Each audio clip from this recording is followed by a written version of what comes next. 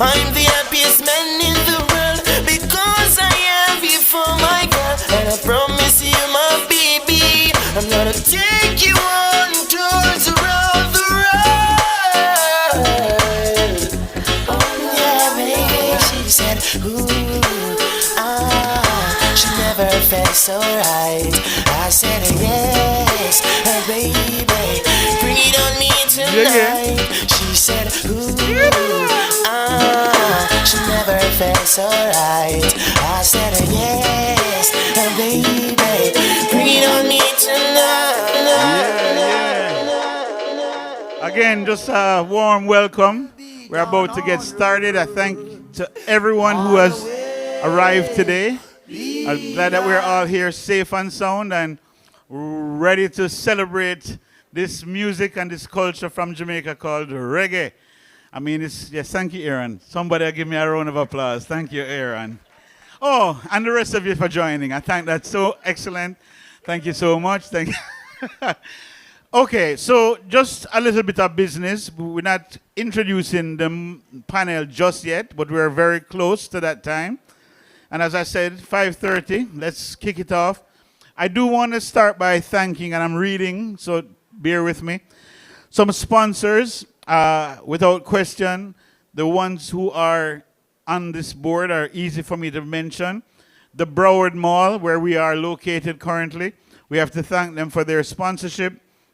We definitely want to thank FPL. FPL is a local electric company who provides wonderful sponsorship both to the museum and to the efforts with reggae genealogy. They actually are headquartered in the same city, and so we thank FPL, Florida Power and Light, for their wonderful sponsorship. I see here the City of Plantation on the list. City of Plantation, which is, again, where this museum resides, they have also been very generous sponsors of the work that we are doing, celebrating Jamaican culture and Jamaican heritage. Additionally, I do want to give thanks to sponsors like the Broward County Cultural Division. And why I mention the county's cultural division is that they are responsible for helping the artist community, those who are creators, creatives, to express themselves. They provide funding for musicians, funding for painters, funding for photographers like myself, people who are putting together artistic endeavors. The Broward County Cultural Division does a lot. You could be a dancer, you could, many different forms of expression. They definitively support by giving funding, which is exceptional. Most governments give you a round of applause. This government entity actually gives cash, so we are very grateful to them. I also see that we have listed on our list of sponsors, Grace. Grace is a food company out of Jamaica, obviously.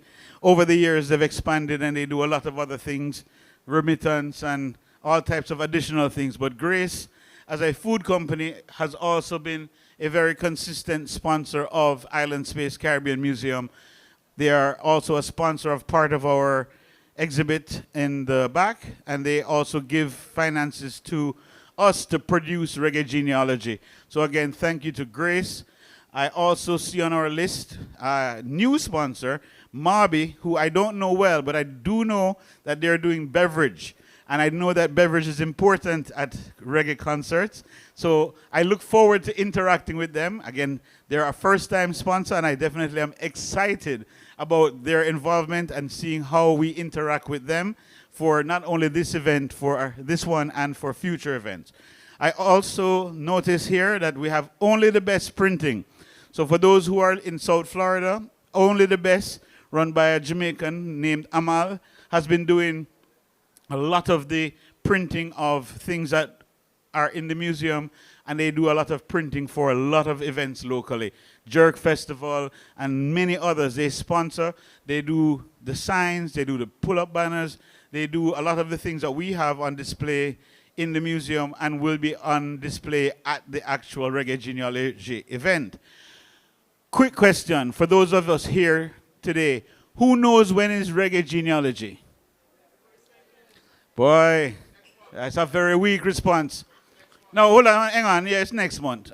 Double check. By a show of hands, who in here is from the Caribbean? If you're born in the Caribbean or you're... Okay, so don't act like them, because I know Caribbean people to be very noisy and also to not hide their expression. So I'm going to ask one more time. Who knows when is reggae genealogy? Yes, thank you. Much better. Just for clarity, since a lot of people said different things at the same time, reggae genealogy occurs on Sunday, February the 2nd, right outside here in the parking lot. So if you understand what it is to get a city and a mall who are very conservative to agree to a reggae concert in the parking lot, in the biggest mall in their space, you have to understand that we are very blessed and honored and favored to be able to do that. Thank you. We had a wonderful show last year, which definitely made us know that we had to do it again. And in last year's show, we honored 3 phenomenal women, one of which sits right here beside us. So Miss Pat Chin from VP Records. And I want to say that Miss Pat is a friend. Miss Pat would text me. She's up early in the morning. She's not afraid to send me a text very early and say, David, check this out. And I have to tell her, I respect and I honor how active you are. I know that you're no longer 25, so because your daughter looks about 25. So I know you can't be 25.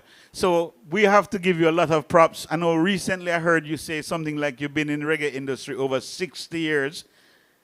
Nobody heard what I said. She has been in the reggae industry for over 60 years. Not only is she a co-founder of the largest reggae distribution in the world, again, she is the co-founder of the largest reggae distribution network in the world. That's not a small feat. We respect Miss Pat, and we are grateful that you're just joined us in the audience today. But last year, when we had reggae genealogy outside in the mall, she was one of our 3 honorees. We honored Marcia Griffiths, we honored Miss Pat, and one next lady, what's her name again, Marley? Sidella Marley, yes, and she brought Rita with her. So it was actually a really wonderful experience to have those 3 ladies honored last year. And yes, thank you, Miss Khalib. I think Miss Khalib wanted to stand up beside me for a second. No? Oh, okay, I just checking. So as a result of Reggae Genealogy 2024, we were honored with the Bob Marley display. We were gifted a guitar from Bob Marley's family, as well as some of the outfits worn by the I3s, which are on display currently right here. I do want to not leave out any sponsors, and I see 2 tourist boards that I didn't mention. The first I will mention is the country I came from. I was born in this little island in the Caribbean called Jamaica. And so Jamaica Tourist Board, one of our sponsors for Reggae Genealogy. And then the other one happens to be the local tourist board. They're called Visit Lauderdale, and they're responsible for tourism in Broward County, and they too are one of our sponsors. Thank you all for giving a road applause for our sponsors. Thank you so much. And I think my chatting time is about over. There's a gentleman here who is the moderator of this panel. He's a good friend of mine. As a matter of fact, I want to big him up on another front. The gentleman who is going to be your moderator for the panel, his name is G. Cole. G. Cole, thank you. Big him up. G. Cole is a wonderful gentleman. Not only is he truly a great person as a friend, a great husband, a great father, the man is a great singer too. And I want to tell you how I'll give this man a lot of praise. G. Cole has been a member of a band. I don't know who those of you who know Raps and Kush, performing in Florida for many years. So not only he was a member of Raps and Kush, but G. Cole has multiple albums just as G. Cole as well, as a solo artist. And I genuinely love his performing style. I love his voice. So much so that when I proposed to my wife, it was G. Cole who came and sang. And I really appreciate love that for my brethren who came and sang a little thing at a proposal. And my wife accepted. So I cannot give enough thanks to G. Cole for helping to convince Karen to accept me as her, at the time, fiancé and now husband. So all that to say, G. Cole, I'm a brethren. I can call on him in a pinch, and he will come and sing when I do wrong and make my wife forgive me. So we really appreciate G. Cole's presence. Fortunately, since we're married, I haven't had to call on him to the house just yet, but I know that he's in the back pocket. So, Mr. Oh, so yeah, good point, Khalib. My business partner and co-founder of Island Space Caribbean Museum, Ms. Khalib Thompson, has reminded me that I must let everyone know that after the wonderful panel discussion ends, we're doing a launch of that Reggae Genealogy event right here. It's like a mini party. We're going to have lots of water to drink. And, no, sorry, I mean lots of other things and water to drink. But genuinely, as soon as this is done, you're welcome to hang around. And there will be some beverage, as you pouring already.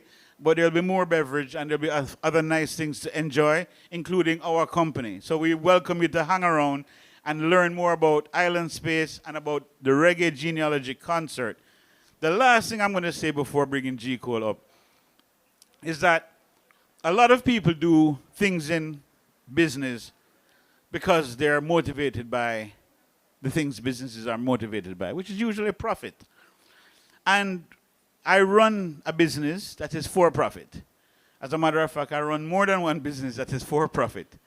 But this business that we're in right here, Island Space Caribbean Museum, is a non-profit, which means that we only exist to do business in the same way that a for-profit does, except that no one takes away profit. So all the same expenses, all the same issues that exist in any business exist here. We have staff, we have rent to pay, we have light bill, we have internet to pay, we have all the same business expenses, but we have no ability to make a profit, which is not a problem because we chose to do this, but we do this for the good of our community. So I want everyone here to understand that what we do here, and when we do Reggae Genealogy in 2 weeks' time, this we do for our people, our culture, and our heritage. This is not about profit making. It's about exposing and teaching about who we are to the world. So please, I want you to take that spirit with us throughout this evening, knowing that this wasn't something where a girl is going to come up here and dance half naked or nothing like, there's no, but, oh, sorry, Denise is volunteering to dance half naked. My apologies. So we will have one. Stay for the after party. We have a volunteer. But this is really more about really looking into ourselves and into who we are, where we came from, what we're about. This is genuinely something that's about spreading love back to our community. And I want you all to accept that spirit. With that in mind, knowing that we have Reggae Genealogy in 2 weeks, Sir G. Cole, if you don't mind, our moderator.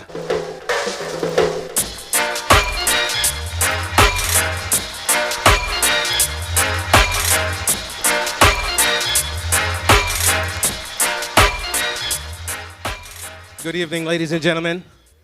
Welcome to Reggae Genealogy, the panel discussion. And we have an illustrious panel for you guys this evening. First of all, I'm going to give you all about 30 seconds to tell your friends, to tell their friends, send a text, WhatsApp, whatever. We got a couple of seats. For the people standing, I implore you all to grab a seat because in about 5 minutes, you're going to wish you did.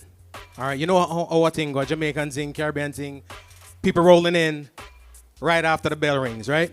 So you're not going to get a seat. So if you're here right now standing, grab a seat. I'm going to grab one right now, and then I'm going to introduce the panel. All right, again, 30 seconds. Text your friends, call your friends, let them know where to be.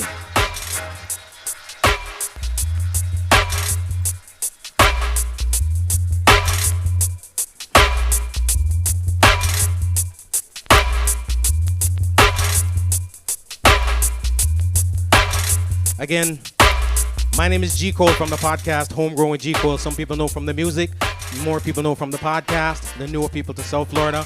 But again, we'll get into that another time. Today is about the panel discussion. We're in a museum. A museum normally honors and promotes and supports, celebrates, teaches our history. Today we're going to focus on our now. And of course, our tomorrow.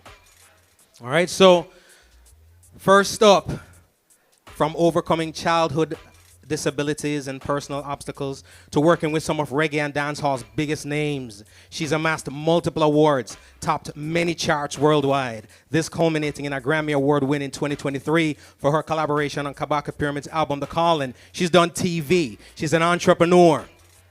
I'd go on, ladies and gentlemen, but trust me, I'll buy you along. All right? It came on a flash drive. Ladies and gentlemen, the diva herself, the Grammy Award winning Tifa.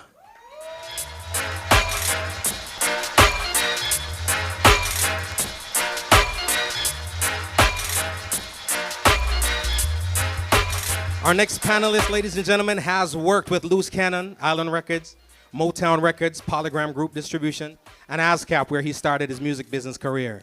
He is now the VP of, wow, he's been with VP for almost 25 years. I'm 28, so you know you go. He now serves for the last 12 years as the Vice President of Sales and Marketing for VP Records in New York, talking about the one, the only, Mr. Aaron Talbert.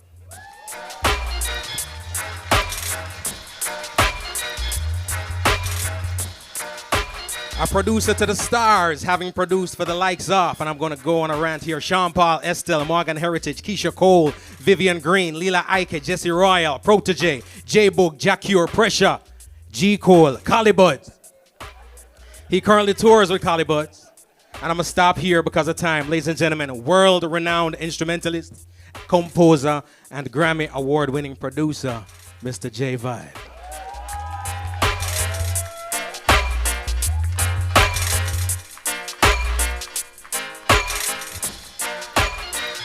Sound system icon, starting with Supersonic, Blackstone, to New York's biggest sound, Afrique Sound Station. He then created Super Sound, one of South Florida's most renowned sound system, with a lifespan, ladies and gentlemen. I'm gonna tell you something. I'm gonna go off script right now.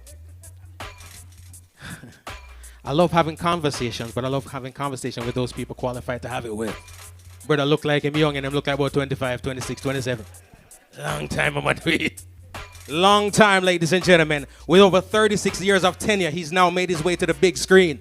All right, he's on the big screen.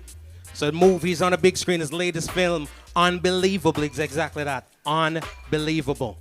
Word is, don't quote me, but word is, he's going to be DC's first black Superman. I'm talking about Super Twitch, ladies and gentlemen.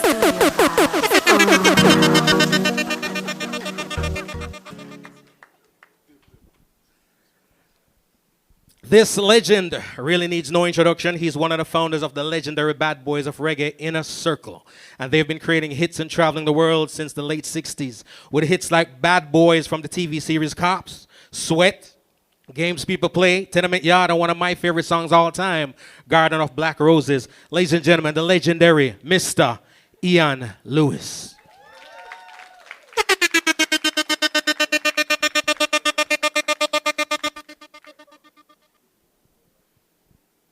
Another round of applause, ladies and gentlemen.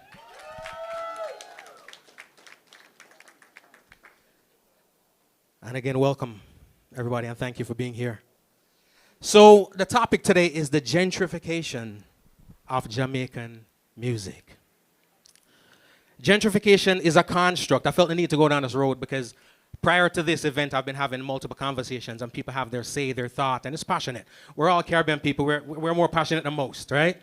We have an apostrophe on this thing in reggae music, a thing. When we hear something we don't like, a thing. When I download and buy nothing, but we're complaining, a thing. All right? So, but needless to say, I feel where the confusion comes most is with that word gentrification. It's been a popular word off late. So gentrification is a construct where poor urban areas is normally changed by wealthier people moving in, improving housing, attracting new businesses.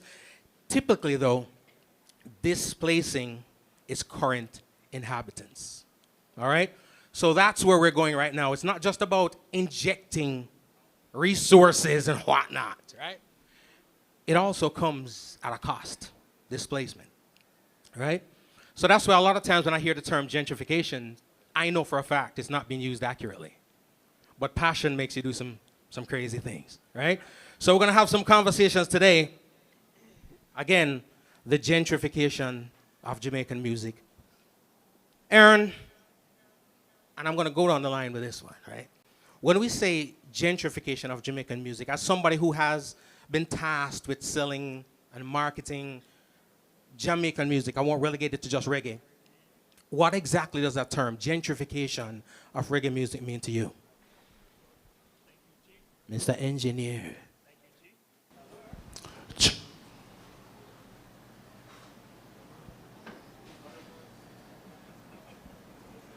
Hello. Thank you, G. And greetings, South Florida Massive. Respect. Down from New York, and happy to be here with you. I've been at VP for quite a while, and as I heard this phrase, I thought, well, you know, in some ways, I sit in that gentrification chair. I remember my first interviews with VP, talking to Miss Pat, and one of the things we were talking about was getting the VP products into Walmart at that time.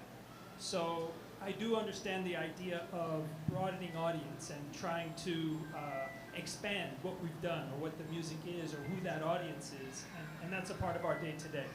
So I think that that's an element of it. So what are some of those things that we do particular are maybe improvement of the product, the remastering, trying to work on contracts and agreements, trying to improve our business day-to-day in terms of the sort of partner we are with these other companies. So that's sort of an idea that I would have as a start. Awesome. Tifa, you've amassed international success as an artist, right? An entrepreneur. Obviously, you have a fan base that stems past the diaspora, past Jamaica, out into the mainstream world, which is what a lot of us strive for. As an artist, what does the gentrification of reggae music mean to you? Good evening, everyone. Good evening. I struggled with this topic because it can be broken down into many different topics. So are we talking about the gentrification of the music, or are we talking about the gentrification of the business? Both. Because it's two different things. And if we're talking about the gentrification of the music, then that's a whole, I'll be here all night. With regards to the gentrification of the business, of course, with technology, with moving forward over the past years, the business has gotten better with gentrification. However, I would say that in terms of the music, we've gotten somewhat backward. If you get what I'm saying. And because back then, there was a standard. The music has a standard. And I feel like the standard is no longer there anymore, or it's not so much there anymore again. Because of technology, everybody's a producer, everybody's an artist. If your song never sounded good, you couldn't play on the radio back then. If you were off key, you couldn't come on the stage. You know what I mean? If you never do the writer passage and go up and sing and never get a buckle, then you became an artist. You know what I mean? Now anybody can be an artist. You can just go viral and anybody can be an artist. So I feel in terms of gentrification of the music itself, we've somewhat gone backward, and other persons have brought reggae and dancehall to the fore. But with respect to the business, we've definitely gotten better. Awesome. Super Twitch. Yes, sir. I have always felt that the most effective means of music distribution, especially for reggae music, is not the retailer, it's the sound system. That's true. You are in real time with the masses out there, right? Oftentimes, you're giving it to the masses prior to the retailers getting it out there. Absolutely. So from your controller, your laptop, looking out into the audience and feeling the reciprocity, have you seen the effects of the gentrification? Absolutely. Good evening, everybody. As a DJ who's been playing music, selector, so to speak, who's been playing music for like 37 years, so I've seen the evolution and seen the growth, and I've seen where it has turned a circle and come forth. Back in the day, we were the radio station. We were the first radio station, as you said. We play the song first, so we see the first reaction of people. But nowadays, because of social media, as Tifa said, everybody's a star. You know what I mean? You don't have to actually have talent to actually become a star. You know what I mean? So with that being said, you realize that any and everything comes to the forefront, and some of these things shouldn't be. And some people actually get a platform that they shouldn't get. But it also helps a lot of talented people who couldn't find it. You know what I mean? So there's balance. No, there's balance there's balance in it. So we love the evolution of the music, and it has to continue, but with some sort of standard. That's where I'm coming from. Makes sense, makes sense, makes sense. J Vibe. Good evening. Good evening. Not only do you create, because a lot of times there are lots of vantage points, right? But oftentimes we see one or the other. You're a creator, but you're also a curator, and you're out there on the stage, on the world stage. I've seen over the years, not only your catalog, but the artists you work from and work for grow further and wider. So you're seeing audiences that oftentimes many of the artists don't see, right? From your vantage point, have you seen, felt the gentrification of the reggae music? Good evening, everybody. Absolutely. I mean, I've gone from doing shows like Sumfest to doing the quote-unquote, politically correct, the West Coast reggae world where it's not us, so to speak. And there is not one Jamaican artist on the show, but these are 5-day festivals and it's all sold out. So, and then seeing the reaction, because me as a creator, I always try to keep the authenticity of whatever that I produce, because that's important to me and that's who I am. And all of these West Coast reggae artists, they want the authenticity. Now, between one side and the other side, what am I supposed to do? Because I you know, it's not finished until the artists are, you know, whoever that I'm working for is happy.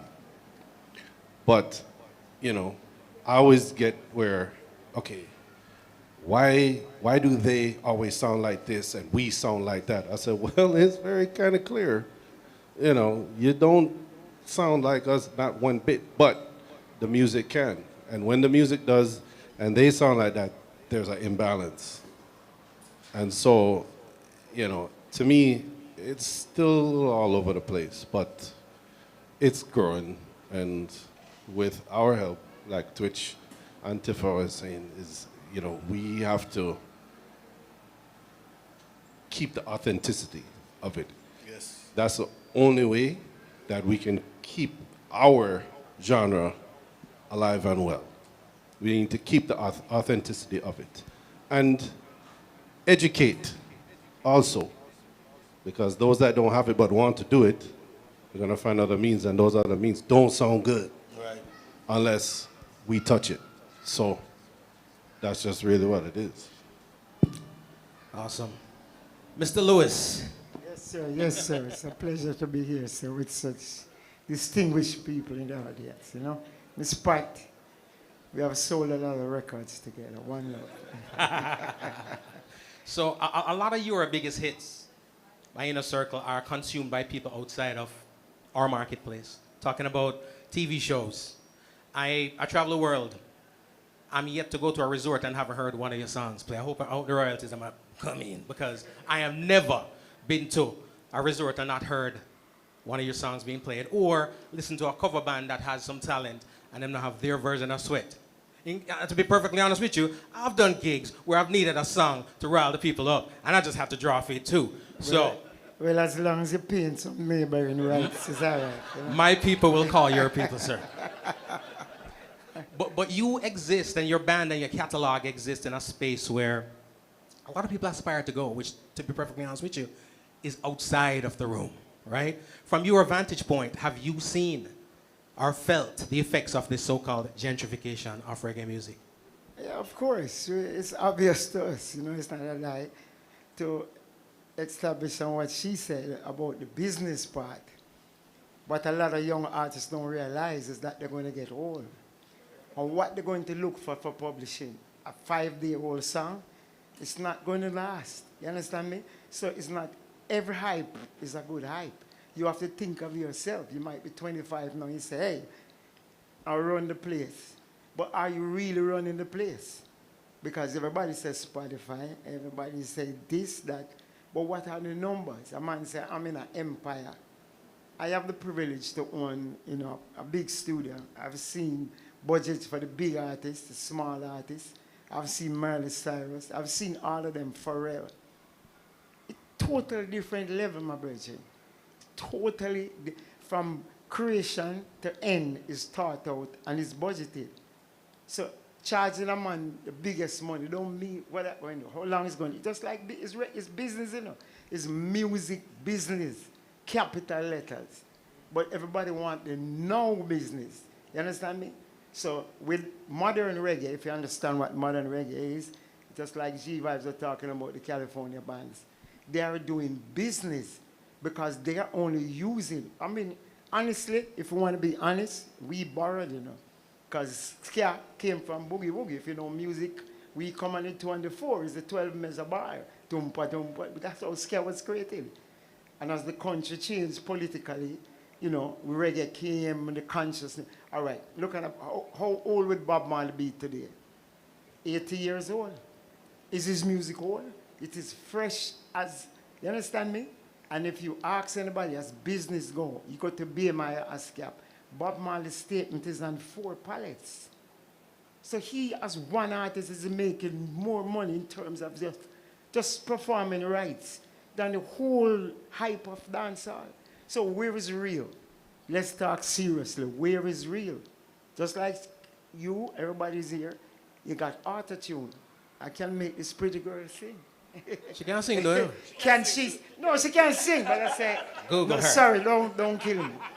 But I say, can some people really sing? They can't. But they use the technology to create. You're going to make a video, you hype the thing, so it sells, sells, sells. But after the selling is over, as I said, the tears of the clown. Because you know deep in yourself, it's not real. So who you want? You want a manager, you want a diva, you want this, you want $300,000 private jet. All right, fine, ain't nothing wrong. You know what I mean? You can't tell an artist what to not to ask for. But after a while, the cash register go jing, jing, jing, jing. Then another man come. Then he, all right, let me ask you a question, G-Vibes. How big is the population of Jamaica? What is the population of Jamaica? Okay, so you tell me, every single Jamaican stream music, that each artist can make $1 million a year in Jamaica. It's not there. You know what I mean? Let's be real. So when you come out of the genre, you come into America, you're going to say, where do I fit in? As I said, we borrowed from the American boogie-woogie. Now the younger youth is borrowing from the hip-hop. You understand? And they figure if they do hip-hop and come to America, it's going to work. It's not going to work because it's totally different. Jamaica is so great. We have reggae gospel. We have created genres that we make it up ourselves. You understand me? So for that, I clap up that. But we just need to understand where we want to go and what we really want to do. You know what I mean? Not to fight young people. Do your thing, have your fun. There ain't nothing wrong, car. We're only here for a time. We got some people get 15 minutes. I get my 15 minutes. I ain't complaining. You know what I mean? It was an hour. It was an hour. So, I appreciate that. I appreciate that. You know, and I'm glad you mentioned the things you mentioned because, and I think it is important that it comes from somebody like yourself. Primarily because there's a delicate dance that people do within the sphere of reggae music. There's a lot of purists, as we may say, right? Ain't nothing more faux than the purists, but we got a lot of purists. And there's a dance between the business of music and the art of music. And you just made mention, you spoke about the business, right? As well as there is the art. There's a lot of people out there who feel like focusing on the art is more what we should be doing. Some people say let's focus on the business, some say let's focus on both. As we talk about the gentrification of this genre, or of Jamaican music, Bob Marley is the benchmark. Every time we talk about music, we use Bob Marley as the benchmark, right? Have to be. But the reality of it is, a lot of the music that we hear today from Bob Marley was not the original, right? Almost every Bob song that you love, and you're driving down the street too, that ain't the original, right? Some remixing, some remastering, some retouching, some overdubbing, a lot of stuff that in today's argument people consider part of the gentrification of the music, right? So technically speaking, if we're talking about gentrification, is it safe to say that it is not a no thing? This process of gentrification has started a long long time ago. It did. Because there's a publisher friend of mine, right? And he did a survey. And I don't know if you realize that 60 to 75% of all Jamaican hit songs is covers of American music. Delroy Wilson, Rain from the Sky is a Chuck Jackson song. So we took a lot from there, you know, and made it our own. So in that event, a lot of songs went to Ken Booth, Everything I Own. 10 weeks #1 in England. It's made by Bread. But we would take a good song and turn it around and somebody say, hey, that's the original. We claim the song. We claim the song as And ours. you as a selector are supposed to know. Of course. You can play a Jamaican song and play the foreign song. Yep. I'm Silhouettes. Dennis Brown, Silhouettes. Okay. This is A lot of songs, actually, I did not know So that we're- there was originals to it. Of course. Where are Dr. we Jimmy. today? As you said, Gentrification now. So what's the next step? You know what I mean? We remember, you know, all the older artists are 50 high, 60 high. You understand? We don't want to give no exact numbers, but you know. no numbers here. So where we're going to go next? A Shaggy, a Sean Paul is in their 50s, 40s. The Marleys is in their 50s. Where is that new group who is going to come now And- to give that signature song that's going to last? And You what know? I believe, the business will fix itself eventually. Because guess what? Look at YG Marley. Okay. All right? So we all thought, a lot of people were saying that reggae music was dead. And then he takes a song from 50 years ago from his grandfather and he puts his spin on it. And the young people were singing it. Not the older people, not J-Vibe and his age group. You're talking about young people singing the song. So Speak, what I speak said- for yourself. 100 million streams. Exactly. So that In a means month. if you do the music, it Of doesn't course. matter the age, it's Very going to true, super. pull your So let me heartstring. ask you this, Twitch. Now, Yeah. Tifa, because I'm coming to you next, but let me ask you this. The concept of gentrification, remember that the construct is created by the beneficiaries, right? And the displaced. So who, in your opinion, since we're talking about gentrification, who are the beneficiaries of gentrification, Tifa? I mean, all of us.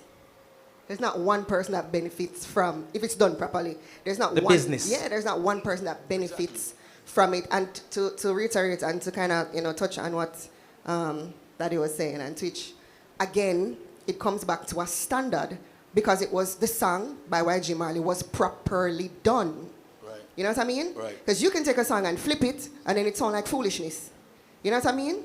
But what is this? We have to come back to a standard. Standard, yes. At some point, the actual music, are we in the music business? At some point, the actual music has to come into the music business. Understand. Again, beneficiaries, those people who are displaced. Again, it's the gentrification of reggae music, right? I have the displeasure of talking to a lot of disgruntled people, right? On my show, I talk to a lot of people. Cameras are on, they're happy. Cameras are off, they're not, right? So the conversations always go around the beneficial. People see reggae music as quite a lucrative venture. But a lot of us can't point out the beneficiaries of the reggae music. They're not our neighbors, they're not next door, they're not the artists that we know, right? Except for 1 or 2 or 3 or 4. But then they see what they think is success on the other side of the globe, right? Aaron, talk to me a little bit. You distribute, you market reggae music, right? Yes. Where, in your opinion, is the lucrative market right now? I know who is not because, like I said, not us. Us in the room, we download the thing. We buy. Everybody out in the parking lot, up university, nah, buy, nah, all right? So talk to me a little bit. Where's the heavy markets? Where's the music being consumed? Well, if I can go back and just talk about beneficiaries and displacement, right, in terms of where the music is. And I think an important thing as we look around the room and it's an adult audience, right? Reggae music and Bob Marley and the influence of that, that sound, that era has moved on, right? And it's not a fixed system that you can hold on to various elements every day, every week as technology is coming in studio and distribution channels and new generation of people, the reference points are changing. So I don't know that it's so, I don't have a really black and white, I try not to have a viewpoint about that. What's better, what makes sense, what's gonna go. Because honestly, many of the times a record will play, and at the label, you know, you're one of the first people to hear a hit record. Many times I've not thought it was going to go, and it will go, right? So you never know, number one. But also, in terms of what's happened with technology, I think it's kind of a mixed bag. I don't want to be controversial about it, but because it's so easy to put music out there, the beneficiaries are these young producers, right? And kids. Now, granted, they're learning the business publicly, because there was a time when the music would be demos and it wouldn't come out, and you had these barriers for entry. So they developed their craft internally. And I think that's what happened. And in the studios of Jamaica, it was developed internally. So you touch a very good point. Because in essence, where I think a lot of people in reggae music go wrong, they want to make a reggae song instead of make a song. Let's start with a song. True. Let's start with a song. Bob Marley never said, "I'll make a reggae tune." Chris Blackwell did not promote Bob Marley as a reggae artist. He promoted him as an artist. That's true. That's true. So when you we ask him must about... big up Copeland Forbes, who's with us tonight. Okay, sir. Big up. When you talk about lucrative markets, right? You have to look at the artists. Okay, I have been on shows, which when I look in the all I see is heavy metal people with earrings, and people looking at it and say, "Whoa, we're going there tonight." Just play some reggae music, dub music. Right. What is dub music? That's EDM. That's where it came from. It's just double the Where BPM. a DJ like Super Yes. Twitch can make $100,000 a night playing EDM. What is EDM? Which part? And that go on Twitch? And that go on Twitch? No, but the paradox is, what is he doing different from you? And he's not even better looking. That's Yeah. saying. Well, It's perception. It's perception Right. that this thing is that. But we come as the reggae artists and say, "Boy, 100,000, 200,000, boy, I don't want to rob me." How him rob you? You made a deal, bro. You made a deal, so how the man rob That you? is kind of true. That's true. That's a conversation we have all the time in terms of people always complain about what they don't get, right? And how they got taken advantage of on their contracts, the contracts that they signed. Because a lot of times, go ahead. if I could finish, though, about the beneficiaries and the youth, I feel like as the representative VP being this harbinger of the music and the history, the idea is we do have to reach the youth and bring them in to the music and embrace them in the culture in order to move it forward. There's always going to be a Jamaica, there's always going to be Jamaican culture, but what goes across, or why is Intense called a reggae artist when he sounds like a hip hop song? Because of his Jamaican patois? Because he's from Jamaica? Oftentimes we're around the office saying, well, how do we define it? What is the essence of reggae and genuine reggae that we can say, this is the piece? You hear it, you feel it, right? You have your experience of it, but the reference points in terms of the world today and the youth, it's about us really, the outreach. So there's the historical part, and we do our share with that, but then there's also, in terms of the contemporary music, sure, there's formula, there are ways you could get the exact notes out there. There's ways that you can appropriate what's history, like with the cover songs and so forth, that it translates, and the older audience says, yes, that's what it is, and the kids start to cling to it. But it's a moving target. I think that's really what I was trying to say. And sometimes we feel like we're lost out in the thing because it isn't what it was, right? People don't listen to music even the way that they did when we were kids. They don't. This a friend of mine, he's in his 50s. He's like, you know, I had a better stereo when I was in college than I do now, because he's listening on little headphones and a little mini speaker. Yeah, this is just how technology has changed things, so how people interpret the music, how they relate to it. So looking around, I see all the live photos, and it made me in mind how that, I think, is maybe where we should be looking as what's the medium that's going to really bring this across. It's live, it's the people in these situations, and what's happened on a stage show. I think that's where the seed of it is today. That's what the modern reggae is doing. Okay, my friend called me and said, "Man, I put my song on Spotify, and what the white man don't want to play my tune." I said, "Bro, Spotify is 100 servers. It's no physical." First thing, let me inform the crowd here. Spotify is a tech company. It is a tech. It's not a record label. It has no interest in selling music. He said we stream music. So when I used to register a song, you had one place, copyright place. Now we have 17 registrations to register your song. So how can somebody rob you? When you take it and you put it out yourself, you know what it is? You don't understand the business. You don't take it, just like if you go to a junk and you have 10 people say, designated what? Driver. Get one sensible person that's going to decipher all the paperwork, put it together for you, and say, hey, this is it. This One is more the time. maximum Uncle. we Say owe. that. So we Say come that. back Say to that lack one of more time. education. Say that one more time. One more. You need one sensible person. We can't just be rambling on. two. We're not stupid. We understand. We just don't want to make a song. We want to make a beat. Back in the day when I used to be at the studio, the artist come with a song, the musician work it out, it go to the tape. Now you make a beat and write to the song. So it take it 15 minutes, 30 minutes, say, yeah, I have the song ready. What the hell are you doing? You know, where's the changes? Where's the bridge? Where's the chorus? Where's the verse? Yeah, my song big, you know, it's a tear down. Every man in America play my song. So what? Show me on Spotify. How much monthly listeners you have? 25? If you don't make a certain amount, Spotify don't give you a check. BMI don't give you a check. Because it takes too much paperwork to give you that 25 by $10. You know what I mean? It boils down to education, like you say, empowering ourselves with the information. The legendary Mr. Ian Lewis. And Yes. for those people watching on the live streams and those in the room, again, the conversations go on and on and on. We talk about this all the time. I've had people come to and complain to me about the little $25,000 that they got from the record label. And by now, the record must have gone platinum. And they have got nothing else. But every day they promote their Spotify page. Haven't gotten $1,000 from Spotify yet, but I digress. So when we talk about the music, coming back to you for a second, Aaron.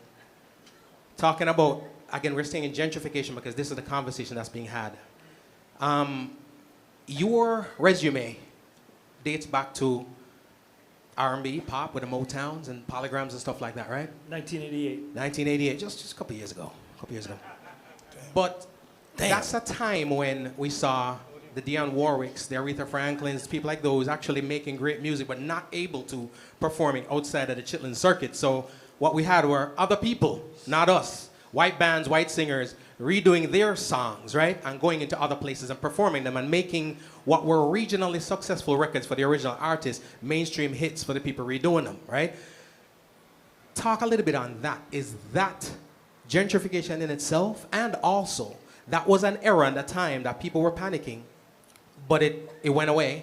They evolved, they grew past it, and now R&B, hip-hop, major revenue streams. Is there any confidence that we can put out there for our reggae people saying, you know what, this too shall pass, and we might end up being like reggae, like R&B, like pop? Well, you know, in the idea of the covers or the 1950s music business and the idea of a Pat Boone doing a Little Richard song and this side of a thing you hear about, to me, the metaphor doesn't really work, because when you think of gentrification, it's that the people come in, they fix up the neighborhood, but they fix it up and they stay there. And the other people cannot really afford to stay, right? In terms of real estate or whatever. In terms of the music, not a lot of people, we talked about a little bit about West Coast reggae and their sort of spin on it, their inspiration from reggae. But I think a lot of those guys are kind of loath to call themselves reggae. You know what I mean? They're doing our thing or their thing. Maybe, Absolutely. right? So They are considered reggae artists in their eyes. Well, so in terms of the gentrification, that maybe is the best scenario to kind of talk about it with that meaning. People who have moved in. Now have the California guys displaced people. You go back to the business, right? Because in terms of the live touring, and particularly on the West Coast, and the booking, it's kind of a lot of, it's none of it is very simple. That's in my view, right? Because in terms of Jamaican artists getting visas to tour in the US, that's step one before they can work with a promoter, before they can negotiate rates that's gonna be sustainable or work a tour. So there's a lot of elements that go into it. So maybe on that front, in terms of California reggae artists, they built for themselves. They built a market for themselves, and it's the same sound, and you can't fault them because they put a lot of work in. No, it is. Right? It is absolutely a spin-off. It is. But what they have, How many people in here think reggae music is not dead, but definitely like Where it At a was. low period. where it was? At a low period. Absolutely not. I don't think so. It's absolutely not. I don't think so. Because, oh, go ahead. Because me and you are on the same page. Yeah. When you okay. step outside of your circle, you see the world and you see that reggae music is alive and well. So Twitch. Very J-Vibe, well. Mr. Lewis. Again, we always gonna bring it back home. So we are confirming right now the genre of reggae music is alive and well. Alive and well, but it's just not being led by Jamaicans. Okay. So again, That's why. But Tifa. No, it's in a weird space right now, and with anything, we have to evolve and things are going to change and so on and so forth. And to reiterate what J-Vibe was saying, it's not only the West Coast, it's Europe, it's the white people that are headlining the big festivals. absolutely. It's Japan. You know what I Japan, mean? Years ago when Japan, the Japanese came to Jamaica and all of the dancers and where's Junko now? No, there's a Japanese Tifa. No, there's a Japanese Beanie Man. No, there's a Japanese Twitch. And we're not necessarily touring. I'm No, not the let's be father. real. No, there's a Japanese, like, we're not necessarily touring Japan and those places extensively because they have their own reggae artists. And we are to be blamed because of diva attitudes, because of bad business, so on and so forth. So we just need to fix the narrative, the business, and again, as I always say, put back the actual music into the music. Very good point. You know, it's true that there's international markets where there have been successful reggae acts over time, but it's not like even their careers are on a continuous high or even a plateau. Look at Gentleman. Doesn't have a deal with a major currently. Was one time one of the biggest pop acts in Germany as a reggae artist, right? Look But at Brazil. you don't need a major label anymore. A major label is But only to say, in terms of the ebb and flow of I know what artist you're and saying. career or genre, that the time moves on, and that the meaning of the thing, to me, and what inspired me in the dance hall, or what's my favorite records, that's me. And the next person who's 10 years younger or 20 years younger, they don't have that same frame of reference, and I think that I can't expect them to value what I do the same, whether it's to stream it, to buy it, or to go buy a show ticket. Right. But the West Coast bands rely on their live show for their basic capital. You understand me? They go into, for instance, if you ever heard about Reggae and the Rocks. When I started playing Reggae and the Rocks, it was Bojo, it was all of us. And we never did pass 8,000 people. Now when the modern reggae band's going, it's 2 days. It's 24 from the bottom to the top is filled. People scamming tickets at $200. And I stand up on the side and say, man, say roots, drum and bass. I say, damn, something wrong here. And it don't sound good. But To me, check it at out. least. America has 200 million Caucasian people. Exactly. So they are playing today. They are playing our music today. I can't hate on them. As you say, they work 200 shows a year. If you tell a Jamaican band, hey, we're going to do this, I'm going to say, no, sir. Oh, man, I have to go fight. Yeah, We we've go tried tell, it. I'm money off to We've run. tried it. Tell a Jamaican Not act they very gotta share rooms. No. They will not do it. Exactly. But We are our own even worst with- enemy. Even with Afrobeats. Yeah. Afrobeats, some people say Afrobeats is taking over and it's gone over around dancehall and it's gone about reggae music. It's a whole continent, sir. Yes. Think Africa, about it. The numbers. diaspora. You know what I'm saying? So you Okay. can't compare sometimes. So let me ask you this, gentlemen, because again, at the end of the day, remember, the conversations only come forth because they're concerns, right? And people are feeling it. That's why we would love to have the artists, the producers, the selector. You don't feel, you just say, I told you, you get a show, you want Diplo. I have a concern. The displacement in what we're talking about actually reaches to the soundman them, the selectors and the DJ. And there are a lot of DJs here and selectors who can agree. The old school way of a sound system or a DJ getting the record and bringing it forth to the people has gone because everybody has social media. Right. And that's where the connection is lost. And that's why a song don't last for more than 5 days. Because guess what happened now? When I get a good song, J-Vibes, and I play the song and I say, well, this is a brand new so-and-so, and I become that artist at that moment. I represent the song. That's why I can't play any song. Any song I play, I have to believe in it. You understand? Love and because I reggae. represent this song. Love and And reggae. then Perfect example. No plug, no plug. exactly. So, so what happens when I stand in front of the audience and I play a Buju Banton song or a Scissor song or a Inner Circle song, I represent the artist at the time. I connect to the people where they don't see these people. Monty don't see these people. We see the people on a day-to-day basis. So if you think you could go around the DJ and the selector and the sound system and just go to social media and 10 people like it, them 10 people, you will never meet them ever. They're in Scandinavia. You'll never meet them ever. They're in Scandinavia or somewhere far. DJs are the connector, and we are being displaced in our genre, bro. But does that go across genres because of technology? Not isn't necessarily. The hip-hop DJ, isn't the regional record or radio station in the same boat? But Our sound system culture is absolutely different than totally different. totally different. Because remember, we come from the days where our songs couldn't even play on the radio. Very good point. And we know the thing. So sound system became the ghetto radio station. Right. And that's why you right Bill him sound, because he want to play him in music and so that we can hear our vibe. You know what I mean? So if you skip the sound system, if you skip the DJ, you miss that connection with the people, and that's why the song them now last, Twitch, brother. let's take a DJ like DJ Khaled. What did he start to play first? Reggae music. Khaled never started from hip hop, you know. I can say something. DJ Khaled used to play before me. He used to warm up. Okay. I can't talk the things them. Okay. You know that too. Georgia.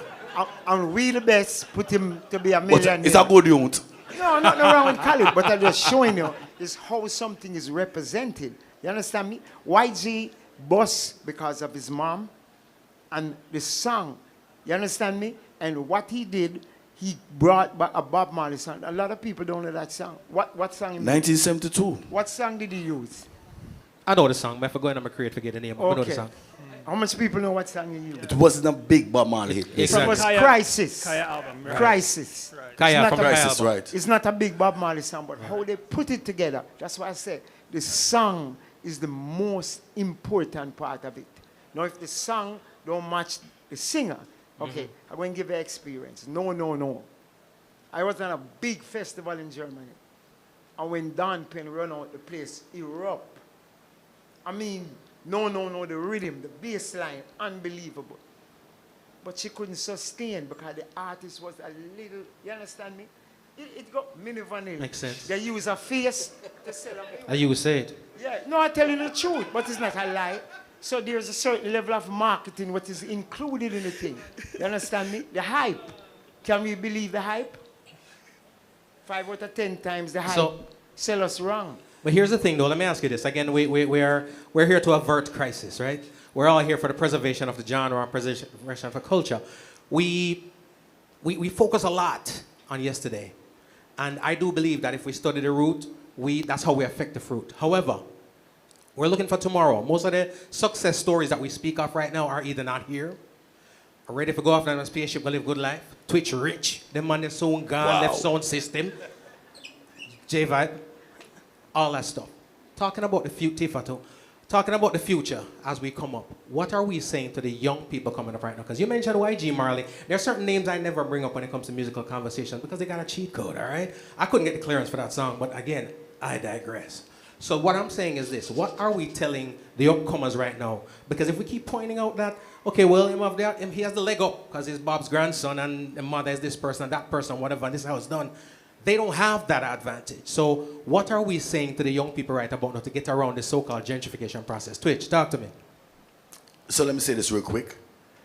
The business will fix itself. And here why I say that. When you have your so-called fat cousin or your slim cousin who's not a producer, but you turn him into a producer because he has a laptop and you go in the bathroom and they say, Cartel didn't do it in a jail, so we can't do it. You're making songs, but you're not producing. Right, It's a difference.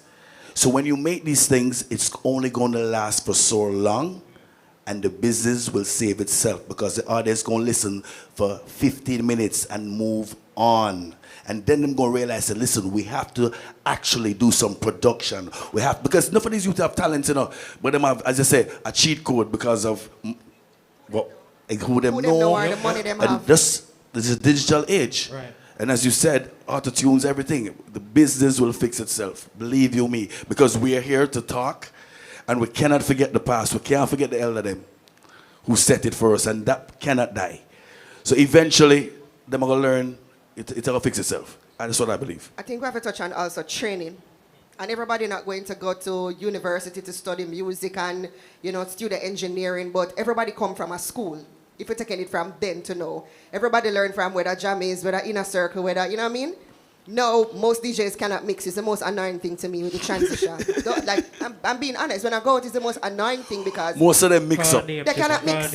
And you're like, oh, him get this song with and come back to training because if, as I said, if you could play good or you could mix or you transition him or you never have the nice voice like Twitch, they wouldn't put you on. Thank you, Silkan. They would not put you on. You know what I'm saying? And it's the same thing with production. A lot of people don't know what mixing is. They just feel like reverb, pan left, pan right, and the song is mixed. They don't know how to mix a song. They don't know how to master a song. Same thing with the artists. Facts. And it come back to the same thing with stage shows. We come from a stage show culture. As much as I love a lot of the younger artists, they cannot perform. Because them don't go training. Exactly. They also do not know how to perform. They don't know stage left from stage right. They don't know. First of all, this is what they do. They can They perform. hold the mic you know. like this. They can perform, you know, but it's for how long? Exactly. But You understand? So it comes back to training. And as I said, everybody not going to go to university, but everybody come from a school. So you're not too old to learn. You know what I mean? Or you're not too big to learn. And that's what's killing us. That's very because true. Everybody wants to be a pop star, but if I put you beside Miley Cyrus, they look like foolishness. If I put you beside Beyonce, worse. As soon as they start performing them out of breath. But you want to be a pop star. Yeah, but they want it now. Exactly. They want it now. They because don't want everything to, is the no. everything is right now. I want my song to blow up now. Singing melody. Big up yourself. Legend. Again, Big up for all the yourself. people who walked in late, thank you so much for joining the program. Still some people to join us. We have about 6 seats left. All right? Ladies and gentlemen, some noise for the panel. We're getting some stuff accomplished. Legendary folks having legendary conversation. We talk again, we're keeping it youth. As I listen here, sounds to me like there are quite an array of missing cogs and missing spokes in the wheel of reggae music and Jamaican music, why we're having the issues we're having today. You've mentioned education, lack of professionalism, right? Training, the school of music, right? And when I say the school of music, it doesn't necessarily have to be something formal. Talking about coming up the ranks, as Tifa said. So guess what? Yeah. Can you imagine a 19-year-old kid, he does a song, wasn't really produced good, wasn't really mastered, becomes a hit, a worldwide hit, and he becomes a millionaire in Jamaican terms, right? He's 19, right? Didn't have anything last week. This week, he's a millionaire. And you're going to tell him, say, for actually get training now, because what he did the wrong way actually worked. Right. So how can you convince him, a rich youth with all them friends them say man done? Yep. How you convince him Yep. to do the right thing? Before I finish, that's why I respect Shaquille O'Neal so much. You know, he was a millionaire, but him still get him degree while going to school. These kids are not going to do that. I respect Assassin, who bust Absolutely. Agent Sasko, still got his degree. Sizzler was on tour. He got his degree Absolutely. while he was. How many of these youths can you tell that in this day and age? Twitch. When they bust the wrong way. I'm going to play devil's advocate here. And again, it comes back to a standard. You as the DJ, from me hear this song, I hear say this song a foolish and she should have never played it in the first. Stop. I cannot stop it when social media is a... Yes, listen, social media is only going to last No, so long listen. and no more. Because people attention span is... Tifa, stop. Full stop and abbreviation. You know how much song me hate when me da play? You know how much time I know so this not make good? You know how much time I remix some song, like actually master the song? Because people actually like the song. I'm going to say the song of potential. Smokey, my selector is here. How many songs have we remastered just to make it sound proper? And where are But they now? Twitch. Where are the songs now? But hold on, Twitch. Them probably, Tell them, they're somewhere. All tell right. them Then that the last. software is there now. where you can actually take a song and strip out the voice. Exactly. So Strip because out of the we strip it because of the STEM. DJs can remake a So song. you know, Tifa, imagine this now. Me go to an audience, right? Of say, because remember, my career spans 37 years, and I'm still working. Thank you. You mentioned 1988. That's when I started. So I'm in a crowd of not my peers, not my age group, but of younger people, actually my kids' age group. And them ask me for a song with me hate. Just imagine, you think I'm going to work the next week? When I don't find it, I have to play it. So sometimes our hands are forced to play crap. So hold on. And ladies and gentlemen, this is good TV. So make sure you say yeah. Come up front. So here's the thing, and I appreciate what you're saying. That to some degree says, because her concern is very, very valid, and we hear that a lot. But then it leads us to ask, who dictates the quality assurance, right? So if the audience, because I feel oftentimes that, go ahead. The audience. The audience dictates that. Yeah, so if it sucks, if it's crap, if it's whatever the case may be, but the audience wants it. That's what it is. Then you're saying the DJ, as well as the record label, they're compelled to give that to the masses. There's this expression, he who pays the band calls the tune. Jaja. That's what it is. See there. But So- J-Vibes, so public- but listen, so public- J-Vibes can tell you, what is a gun tune? It's shock value, you know. Right. What is a cursing? It's shock value. So kids go and vacillate to rebel. They're like the rebellious. So why do we spirit. complain about it when we hear it then? If we've acknowledged and we have the knowledge, and this is what Twitter said, we know this is where it's going, we know this is the reason for it, we know the trajectory of it all, but yet still when we come off at the stage and we're going to sit down with G Cole, we're complaining about it and say, the youth them are going with all kind of things. But I'm gonna give gun finger. How you going to It's still an expression of art, though. You have Poorly to remember produced. that whether because there's certain movies that we watch that we shouldn't be watching, bro. But Grown. hey, when Rambo fired the gun, them hey, I'm grown. You see me? But we don't promote that. But that's what we like to watch. So it's still an expression of art. So we still have to respect that. But there are also songs that I don't play because I don't believe in the song. There's a song called, and I don't want to hurt the artist's career, but something about dung in a throat and them. I can't play it because I got teenagers. You know But what I the mean? crowd is asking for the tune. Nah, Twitch. play it. I'm not playing that song because I feel it goes against what you know what I'm saying? I believe in. Well, No, where violent, does violent. that Respect begin? That begins with the producer, and the artist. For me, nobody cannot come into my studio with any kind of songs like that. I'm not producing that songs. That's not my thing. But even in still, like, cream will always rise to the top. Those songs are not gonna go anywhere. They don't last. They will be great, whatever, for 2 weeks. Right? You play who's the biggest hip hop person right now? One of them. I don't know. All right then, I don't know. But then you have Ed Sheeran or someone come out with one song and that stays #1 for like 50 months. But Jay, a music mogul or a music label executive said there's no such thing right now as a hit song. There's a regional hit, right? So like, no, you're talking about that. You just asked the question, who's the biggest dancehall artist? Somebody in New York versus somebody in Jamaica versus somebody in Florida may say something different, right? So the question goes to the audience. Has the audience changed? Have we lost any form of control? Because there's one thing I admired about our artists of the past. They had a particular control of the audience. Yes, the advent of the internet and social media has changed, has shifted a lot of things, right? But as we look out into the crowd and the audience right now, because what's the purpose of this? We need to find somebody to blame you. So the question is any of this responsibility on the audience? Not these people in the room, they're great. But the people out in the parking lot and further up the road. Yeah, what's of course. their responsibility in where the music is Of going? course. Why did YG Marley song blow up? Because it went viral. How does it go viral? Mama. The people. They're playing it. On social media, they're using it for various videos and stuff. They're And it using wasn't that on a song. major label either. They're going. It's I an mean, independent label. Yeah, but when you have certain... As it's being and played. As devil's advocate, He's if, gonna be- if you've got certain things in your background, that is a major label. You know what I mean? To be perfectly honest with you, if you have certain backing, you kind of don't even need the major label. G Cole. Talk to me. Every one of the Marleys put out major songs, right? Absolutely. Junior Gang have the biggest hit. So just being a Mali don't guarantee that the record is going to hit. Absolutely not. It's going to give you an exposure because it's a Mali. And It's a leg up. Exactly. So don't look at it that way because he said something that is true. He'd say the business is going to fix themselves. When somebody reach 45, 50 and realize them have no publishing money, no money coming, I'm going to say, boy, G. Cole robbed me, you know. But all of us know it's a lie. Because the songs you made rob yourself. So let we talk about, because again, you've mentioned earlier, which is facts. It's a business, right? At the end of the day, there's the music and there's the music business. Tifa is an entrepreneur, right? And we see right now a lot of people using the music business as the vehicle to the other endeavors that's going to procure the funds and the revenue.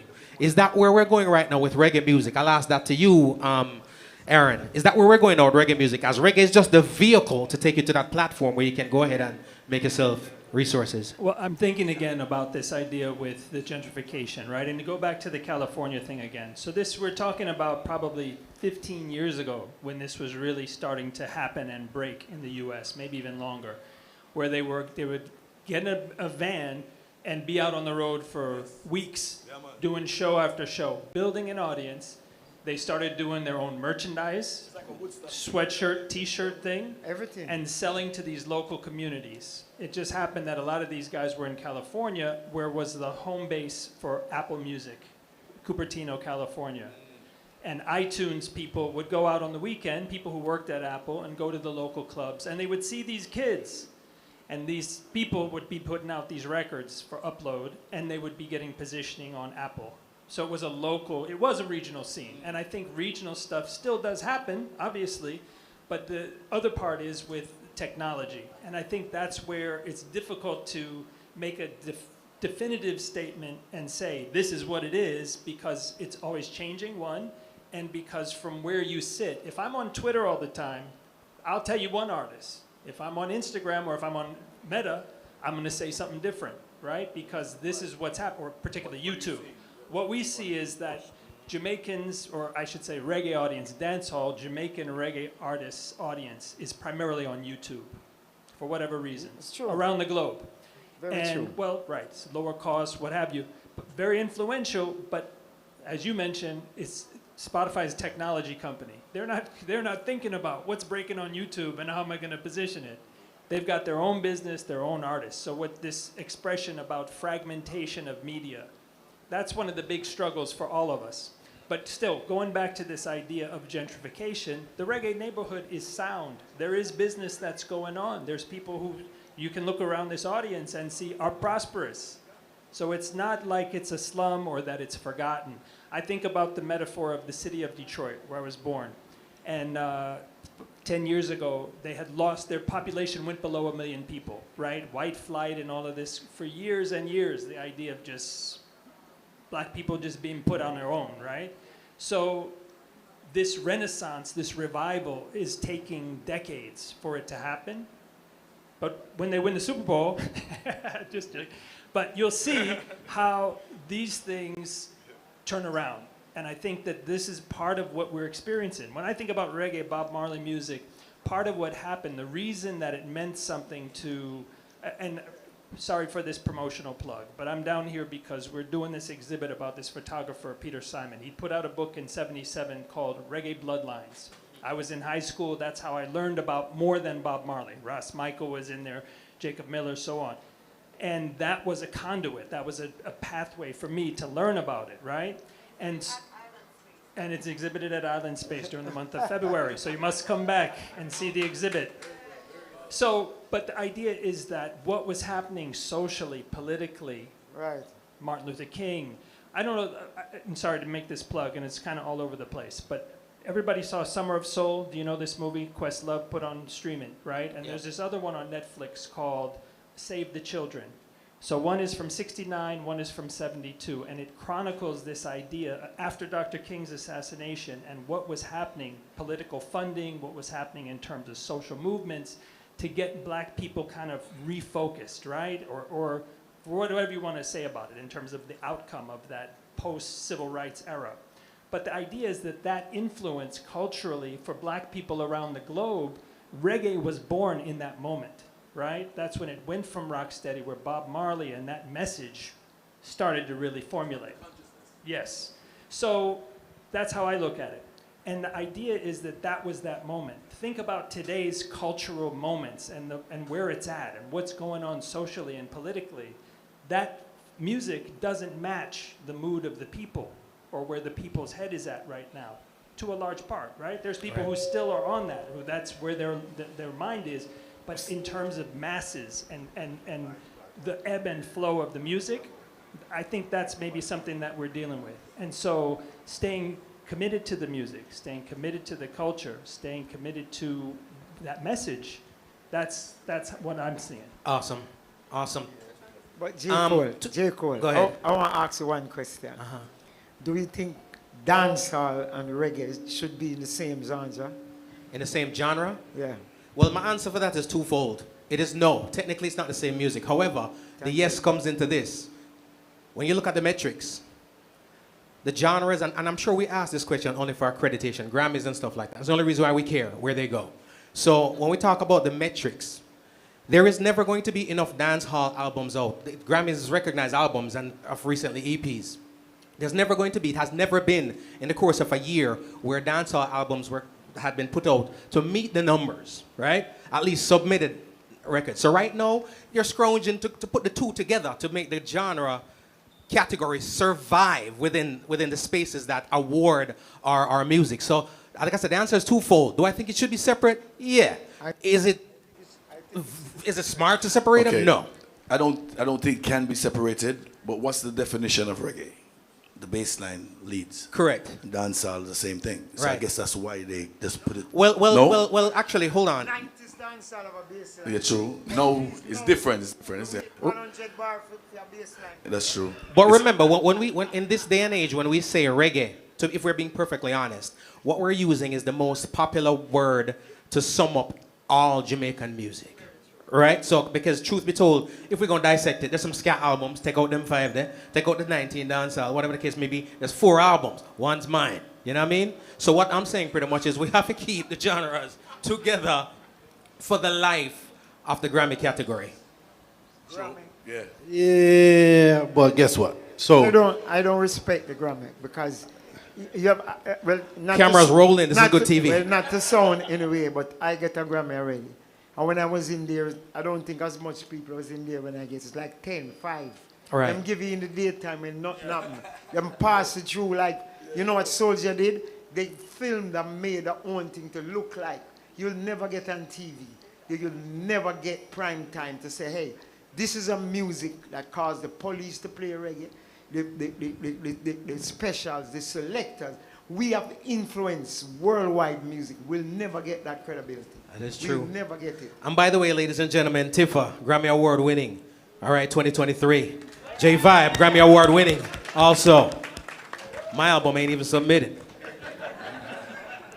To go back to a little bit about what Aaron was saying and what Twitch was saying, I think where the disconnect is that this generation is trying to be like America, and America has always wanted to be like Jamaica. Very true. So I think that's where the major disconnect is. And we can't tell them what to sing about because, as Twitch said, their reality now, like when I was going to school, it was anthrax. Now it's coronavirus. You know what I mean? It's two different things. Like the scamming and the trapping is real. You know what I mean? So I think where it has to go back to is, I think people hold us to a sound, a particular sound. Because when you say dancehall and you're going up a white club or a hip hop club, them going to play Murder She Wrote. You know what I mean? So how do we cross both of those things? I think that's where part of the solution lies, is keeping to the core principles and sound of what dancehall and reggae should sound like, coupled with what is happening in the now. Ladies and gentlemen, Well give it up said. one more time for the panel. So we're getting to the Q&A section where I'm going to come through here and answer some questions. Or should I say, have you asked the panel some questions? But before we get to your questions, I'm going to have them round out and close out by, based on what we just discussed, the conversation just had, is it really gentrification or is it really evolution? Mr. Lewis, I'm going to start with you. It's a little bit of both, you understand me? And it's going to take a lot of understanding you know, to what Tipo said, the business part is where I see the problem is coming. To understand the music business instead of squealing about the genres, my opinion should be separated. Because how can you make 25, 30 years of peace and love? Then he come back to tell a man, bore skull and push between legs. I can't understand that prefix. You understand me? Because reggae music, to my travels of the world, 7 times around the world, people come to me and cry. I don't really want to tell every story, but I was in Bosnia, and this lady came in a wheelchair, and I shake her hand, and she said, I'm going to die soon. I want to die with listening to you guys' music. The tears still run down my eye now when I look at the lady and say, damn, do we know what we create with our music? Wow. That's how strong it is, Virgin. And when you go and come up and tell a man, board, skull, and I can't subscribe to that. Twitch, talk to me. I'm still in Bosnia. What was the question again? Is what's transpiring right now really gentrification or is it evolution? Okay, I like the elder say, as Ian said, I believe it's a little bit of both. And Tifa, it's going to continue as far as Jamaicans wanting to be what is here, because guess what? We love foreign. I mean, Dennis Brown actually did it. John Holt did it, as far as singing over the cover songs and that. So it's a Jamaican thing, really. I get what you're saying. Yeah, but them do it the right way and made the songs their own, right? So it's going to continue. And as I said, for me personally, I just believe, you know, the music is going to go fix itself, and these kids are going to learn, either the hard way, by putting out songs and realizing that it has no staying power. Right. They know they have to go back to the drawing board. It's going to happen. Right. It's going to happen. And reggae music is alive, and dancehall is alive. And as you said to me earlier, if Vibes Cartel do a reggae album now, Everybody doing a reggae. exactly. He already did, by the way. I didn't, you know, but you get the point I'm making. I mean, no, if you do it right, no way. Jay, talk to me. From my perspective, I think it's a little bit of both. I also have had the opportunity to travel the world like Uncle, and it is the only genre of music that plays in every 4 corners of the world. The only genre. So I've been to places where they don't know who Elvis Presley is, but they know who Bob Marley is. Yep. And the whole thing with the West Coast reggae and all of that, I mean, there's, like Tifa mentioned, there's not only West Coast, it's international. It's Europe, everywhere, have its own version of reggae music. And I think we should be proud of it. Proud of that. Aaron, I'm coming up with you, but a little differently. As we always mention, the different avenues of the world having their different spin, their different take on reggae music. Is that also something that is intricate for the sustaining of the genre? Everywhere having its own different grip, its own different version of this thing called reggae music. You know, I don't know. I think on that part, the gentrification thing, or the idea that Ian's been talking about so much with the business, is going to be that longevity in terms of representing that music and in terms of it being in its purest form. I think that's there.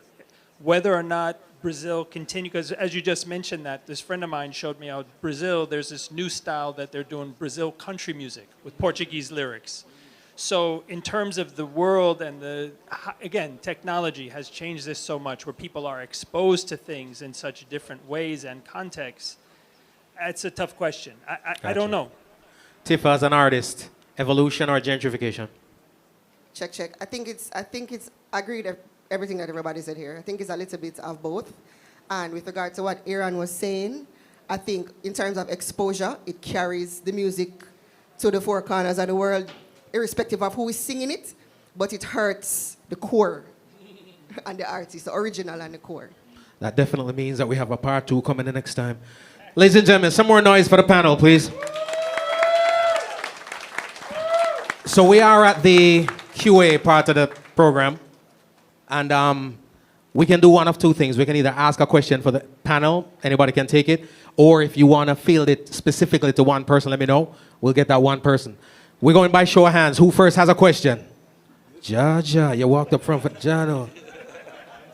Well, let's start with this shameless plug. Reggae Month in February, presented by Inner Circle in Jaria. Be on the lookout for all the events we got going on. We got Rastafari Day. We got a bunch of stuff. And I want to say big up to my father for investing. We got no sponsorship dollars. He's going in his pocket, you know. But also, I want to see what everybody thinks. There was a show happening on 15th of February at the Amaret Arena. Shaba, Supercat, all these people. From what I'm hearing, the show is canceled or it's not selling or whatever it may be. You know what I'm saying? What do you guys think of that? Because if that was a Latin show, sell off. If that would be a freestyle show, that would sell off. Big Meech is doing the same show there, and I think it's AG and Botafugo are the promoters, and they probably have sold more tickets already than the entire thing. But I just want to know, I'm not trying to bash nobody, but I just want to know what you guys think, why. Yeah. So we've been talking about that recently. New York, there's been a couple of shows like that. Obviously, Buju, he did his thing, sold out 2 nights in New York, but other markets they had to cancel. So that's him individually. Other artists, what we're seeing is new promoters coming in and putting on 7, 8 headliners, Spice, Dexter Daps, so on one show in an arena, renting bigger venues. Why? To me, I think it's because there's money to be made in the community. Caribbean West Indian audience is a money-making audience. There's money there. And in terms of doing something different, something where they're going to feel safe, again, thinking about what's happening in terms of just the environment, right? You hear about small place gets shot up, right? Serious. But Live Nation venue, you don't hear about that so much, right? So, I mean, it does happen, of course. But the point is, I think that the trends of where people want to go for a show, what they want to experience in terms of entertainment, the price of tickets having gone up so much during or and after the pandemic, that it's the market adjustment is what I would say. Is it going to be a new trend or is it just for this season? We're going to see. The other part is when you have 7, 12 headliners like that, they can each do 15 minutes and the audience is going to be okay. And they're probably cheaper because you do those big venues and you use track and everybody makes money. That's my I think there's a disconnect between the promoters and the street. The lack of street promotion. Because no matter what, people say it's a digital age, but if you see these headliners, you want to see a flyer at your foot on the road and everywhere. You want to see the flyer. So they think you can go around the old school way of promoting and just do social media and you do this and you do that. Nah, you need to be in where the little places too. Yeah. The same little places with Ecstatic and Super Sound and Twitch, big up the flyer. We need to see you. You cannot lose the connect with the people, bro. And that's what these shows, I want to see Supercat and Shabba, of course. But you just don't feel like it's somebody you know keeping it though. You know what I mean? Yeah. It has that disconnect. Yeah, there was a disconnect between the marketing and the promotion. Yeah. A major disconnect. And it's true him talking like most people like, if I don't go into Coconuts or I don't go into a Donna's or a Dutch Pot and see the flyer, like, it's not popping. Well, that's just be real. That's just our culture as Jamaican people. And not only that, so I think because the show was supposed to happen, I think, June last year. And then all of a sudden I saw a flyer. There was no other additional or supplemental marketing to say, you know, we're coming back. This is big. This is what we're offering. We need you to come out. They just posted a flyer. You know what I mean? So I think they dropped the ball when it come on to marketing and promotion. Do the artists want to do the promotion? Do they want to do a show? Do they want, they just say the promoter book me and give me a deposit? The rest is him the promoter, let him do his job. But that's not what you go. You have to be active on top of your social media too. Blast out. Anything necessary. If it even take off your clothes, you know what I mean? Ladies and gentlemen, give it up for the panel, ladies and gentlemen. One more time for the panel. We got one more coming around here. Greetings. Greetings.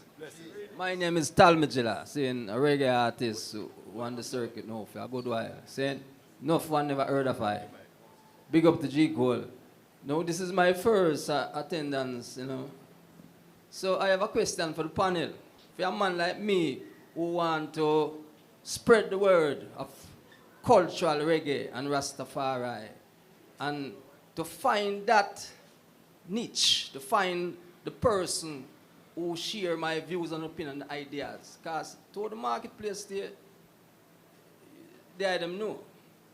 The culture is like, now get exposure. So for a man like me, where do I go?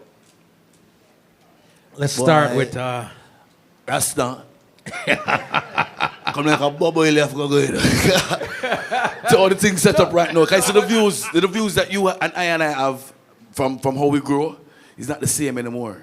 You know what I mean? So as soon as you say certain things, they want to cancel you higher.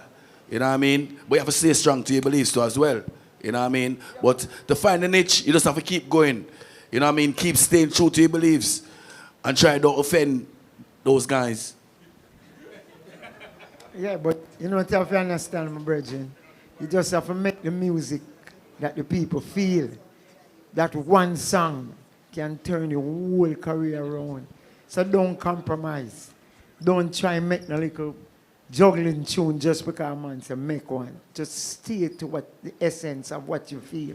Be real at all times. And trust me, a long time I do this. You're not going to miss. If I could add, I say identify your core strength. If it's performing, if it's writing, if it's instrumentalism, you know, whatever that is, and cultivate that. And then grow the business around that skill, that talent. Not only that, but promote yourself, right? Everything is, you have free promotion with social media. You don't need to pay to promote yourself, you know? Social media is there. Be present at events where people see you and people can hear you, you know? Just be there, be everywhere, promoting you. the omnipresent reggae artist. Ladies and gentlemen, the panel, one more time. Got another question over here. Good evening, everyone. My name is Lukey. I've been behind the camera for 5 decades, somewhere thereabouts. I just want to add to the conversation that gentrification or what was the other? Evolution. Gentrification or evolution. It's very hard in my mind to say the difference. What we're seeing today is Chocomo Lawn on a global stage. Chocomo Lawn on a global stage. And I hope you all know what Chocomo Lawn is, Mr. Gray, right? You're in the wrong place. Right? Not every artist who performed at Chocomo Lawn, right, became a big-time ska artist. Right, Ian? I'm not saying that you were at Chocomo Lawn. Right? Jamaica's music evolved from bebop into ska, etc., etc., etc., and it is where it is at today. And the only reason why the Scatterlights were successful is because they rose to the top of the performers at Chocomo Lawn, right? Following Chocomo Lawn, you had Jimmy Cliff, right, who was singing the ska alongside with the Scatterlights. Byron Lee and the Dragoneers were asked to go to Chocomo Lawn, which, by the way, was built by Eddie Siaga, to promote the music of dance hall. Dance hall, right? It was a place, and it kept the name dance hall because of the kind of performances and the music that happened there. I used to do what you are doing today, Beeston Street, downtown Kingston, and I saw people, musicians, performers down there in the early 70s and late 60s who could not come up and rise because you had other people who were better than they were. You understand? So where we are today is what Jamaica's music has evolved to on a global stage. Think about the small acre and a half called Chocomo Lawn, right? And put it as a globe with how many billions of people. When you go to Timbuktu, you hear your music. You're on your way to Australia to play reggae music, right? We're talking about West Coast music, what you call, quite humorously, and I believe it, reggae LeBlanc, right?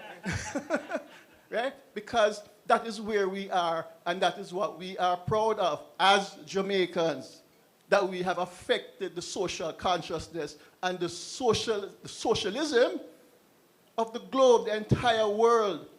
You've been there.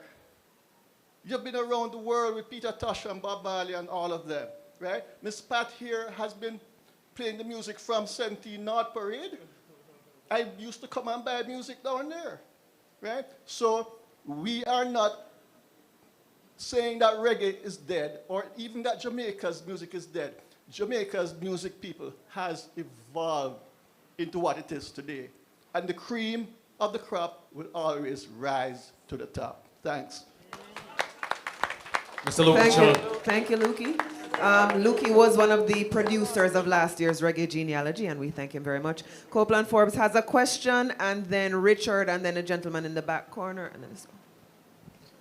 Thank you. Good evening, ladies and gentlemen, brothers and sisters. I listened to everything that's been said here, and I was reliving a lot of the moments, especially what Tifa spoke about, because I was part of that entourage that went to Japan and conquered Japan, pulling 70,000 people, and we lost it because I see fight backstage. Indisciplined people, the people said, you're on next stand here and you're half a mile away playing domino. And then the next thing I'm going to tell him, forgot S in mother, tell the Japanese that. Now, I was in Brazil the other day with Marcia Griffiths, and she was forced to do songs that she doesn't even remember.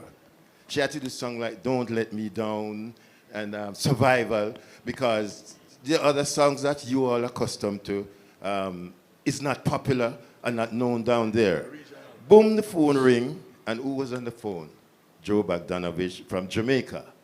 He said, I heard you're in Brazil, and I'm thinking of taking some fest to Brazil.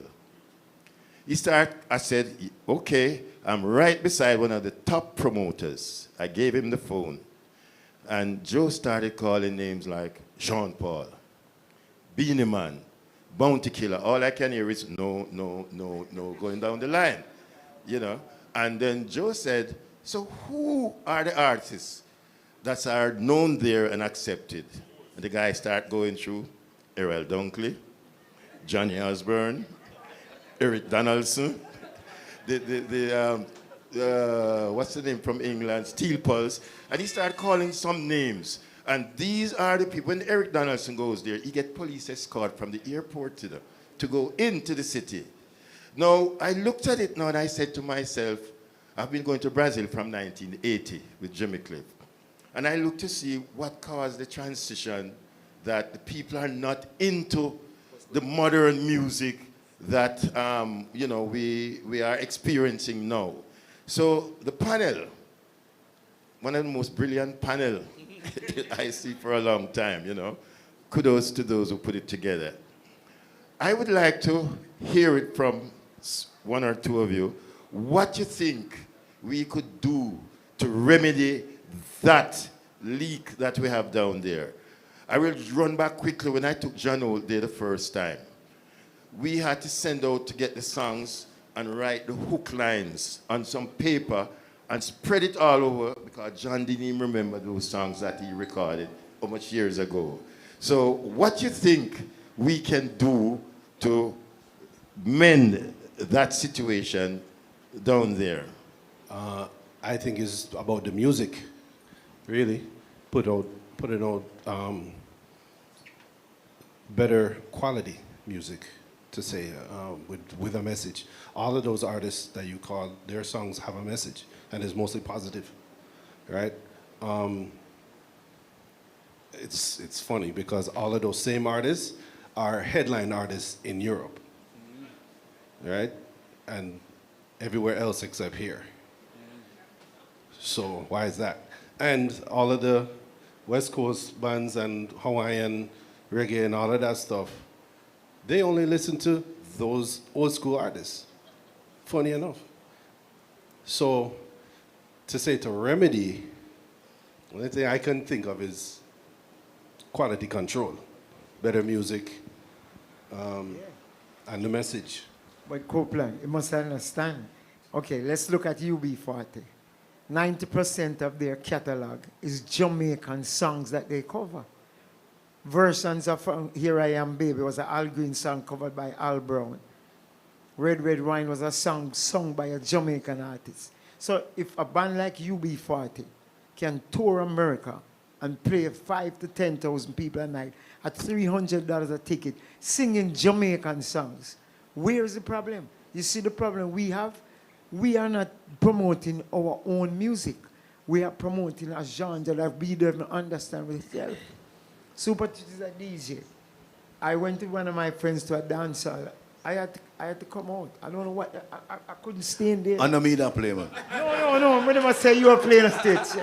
But I just saying, that's just like you said, Twitch, play the record and you say you're not going to play it. Right. So your integrity tell you, say, no, sir. It means a lot to me, man. No, go play. I'm not compromising. Right. You know what I'm saying? Same thing I tell you, Russ. Don't compromise.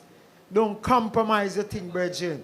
Don't compromise. Bob Marley never compromised. True that. He never compromised, and still till today, Bob Marley be 80 years old. And I'm telling you, the whole dancehall industry, in terms of royalties, do not make as much money as Bob Marley catalog. Father Ian, if You I could understand? say, I think the answer is that they got a tour there. The artists have to go.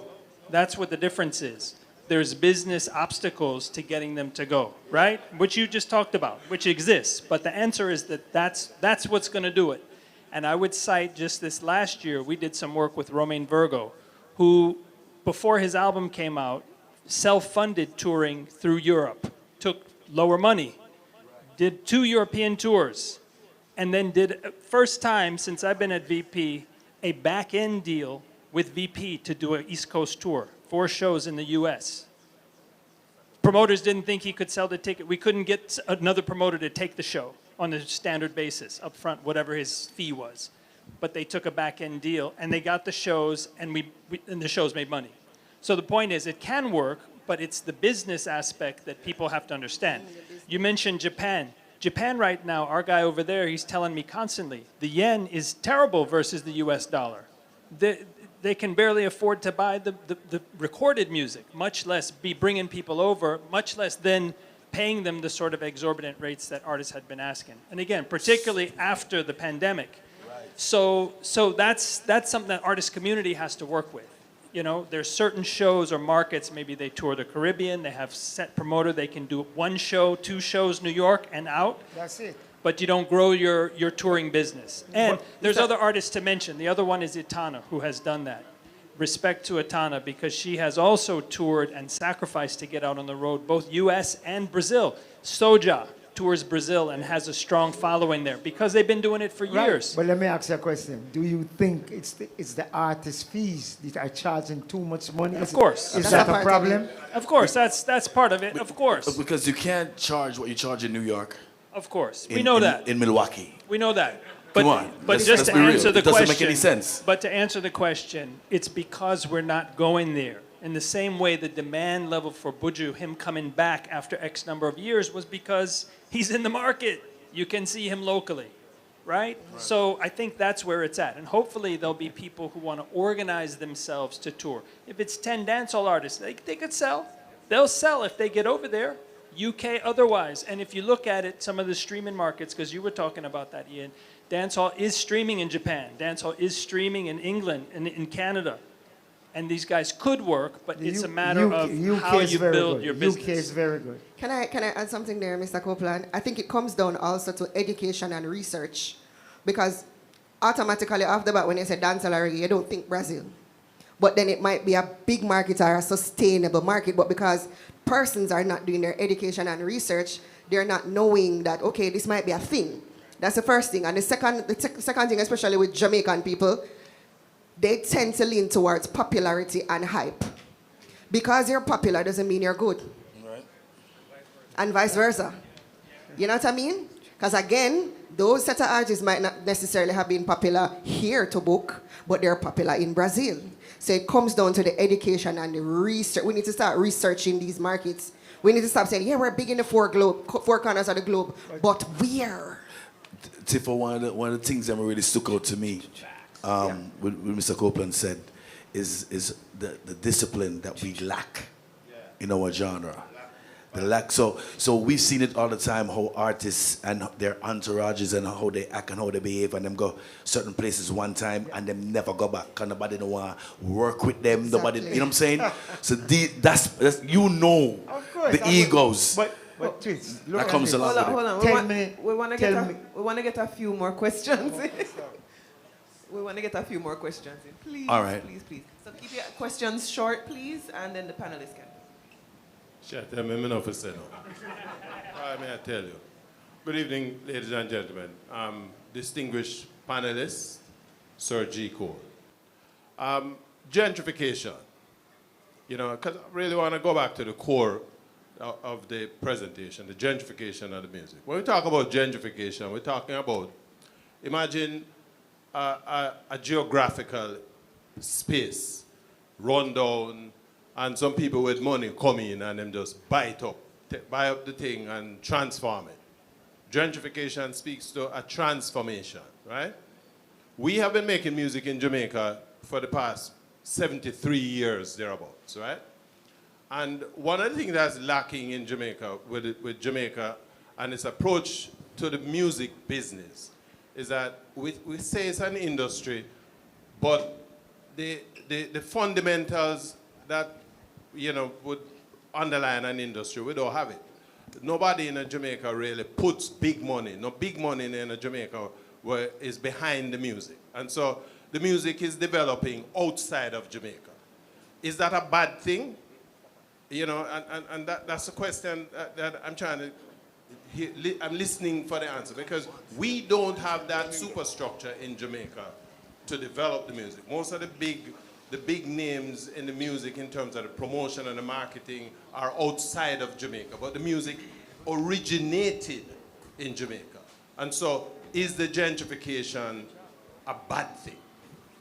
I think there's attempts being made. I know Shaggy is doing his Island Music Conference, and not to just plug what they're doing, but there is an effort to bring people together in terms of the industry locally and other industry, not just the musicians, producers, but to help musicians find out about funding, find out about, you know, other aspects that's going to support their business, and just to bring people together as a community. So I think there's efforts being made in Jamaica. That's just one. During the month of February, and Reggae Month, and I'm sure Babsy Grange would have a few things to say about what they're trying to do to bring the young people in and to educate them.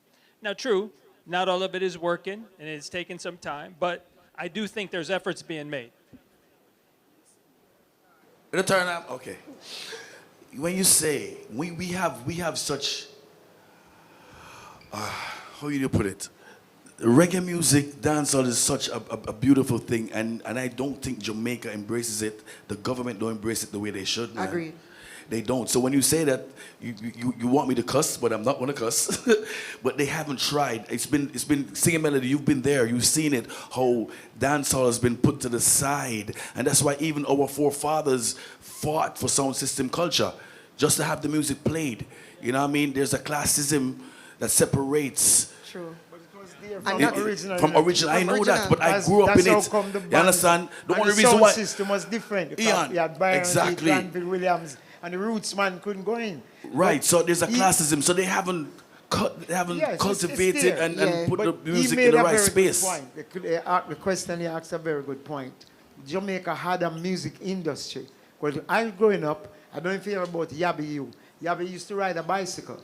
Till he was the original making of the rhythms. So you would have a man of him little label, and he would come, he would go down to my spot, press him record, sell it in North Street, Joe Gibbs. We had an industry where you could make your master and go around and sell it to the shops.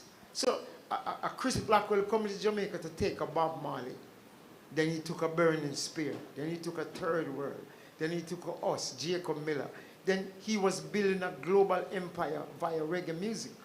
Then he went to England, he found steel pulse. So basically, taking it outside of Jamaica without authenticating Jamaica, you have a problem.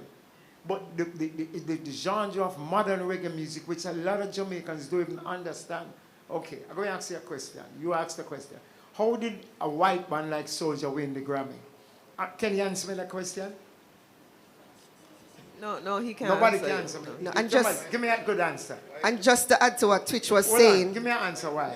They registered with the Grammys and they developed a voting block and they participated in it for a number of years. In America, in voting, you have what?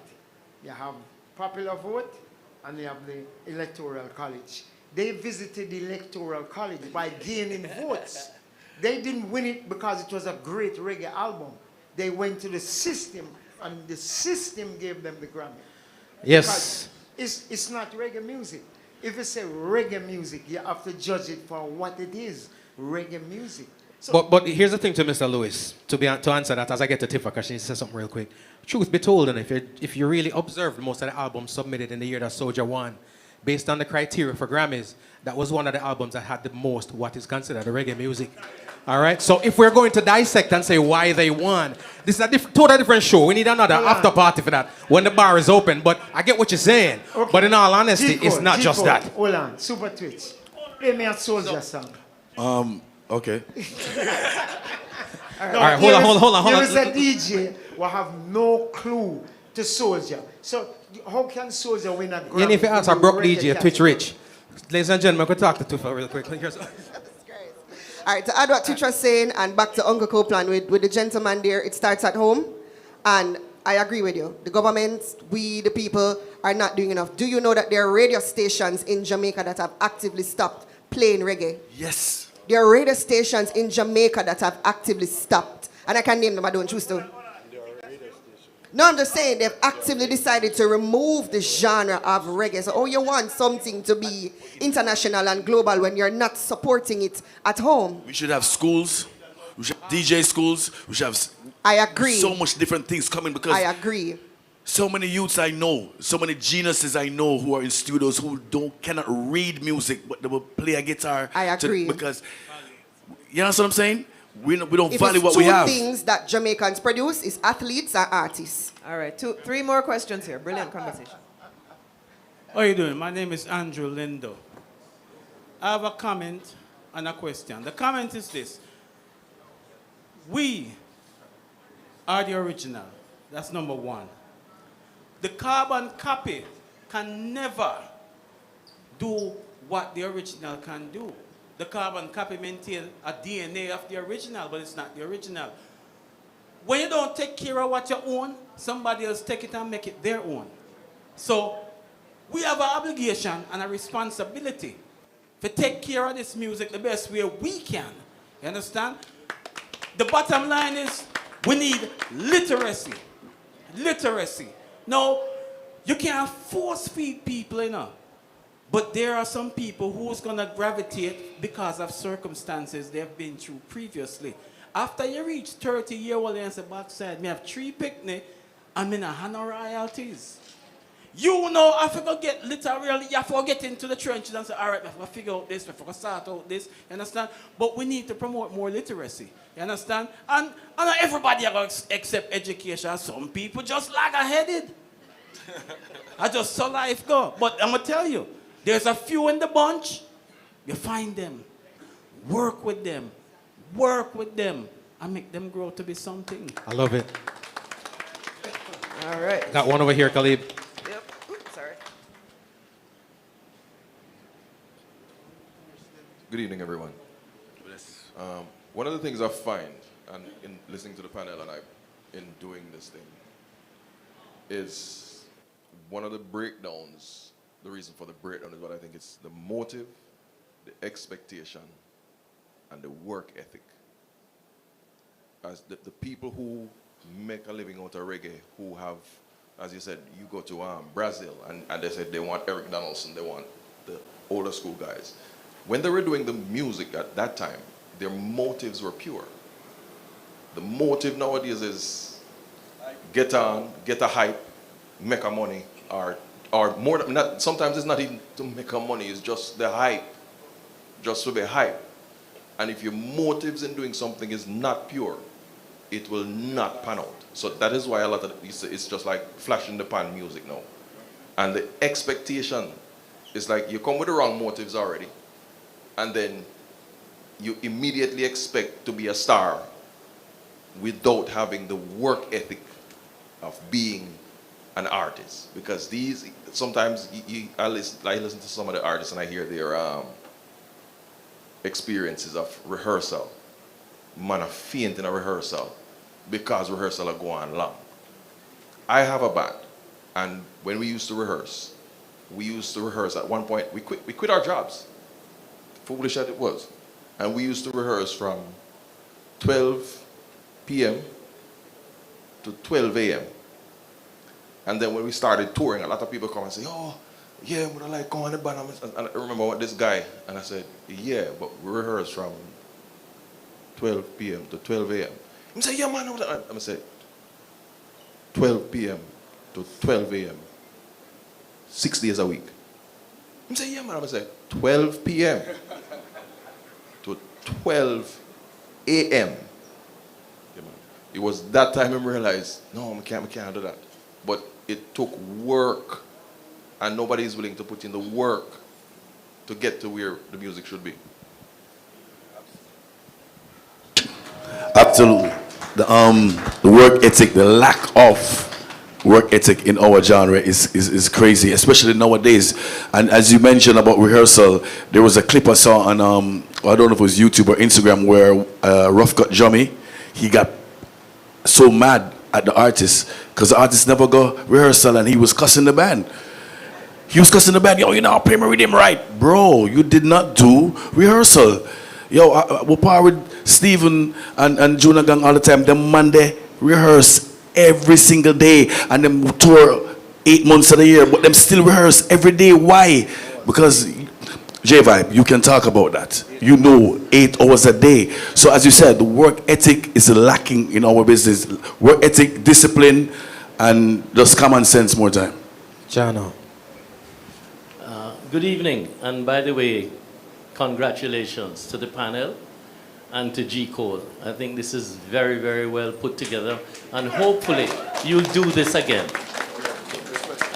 One of the things I've noticed over the years is that Jamaicans seem to think that they have a monopoly on reggae music. Now, yeah, that used to be.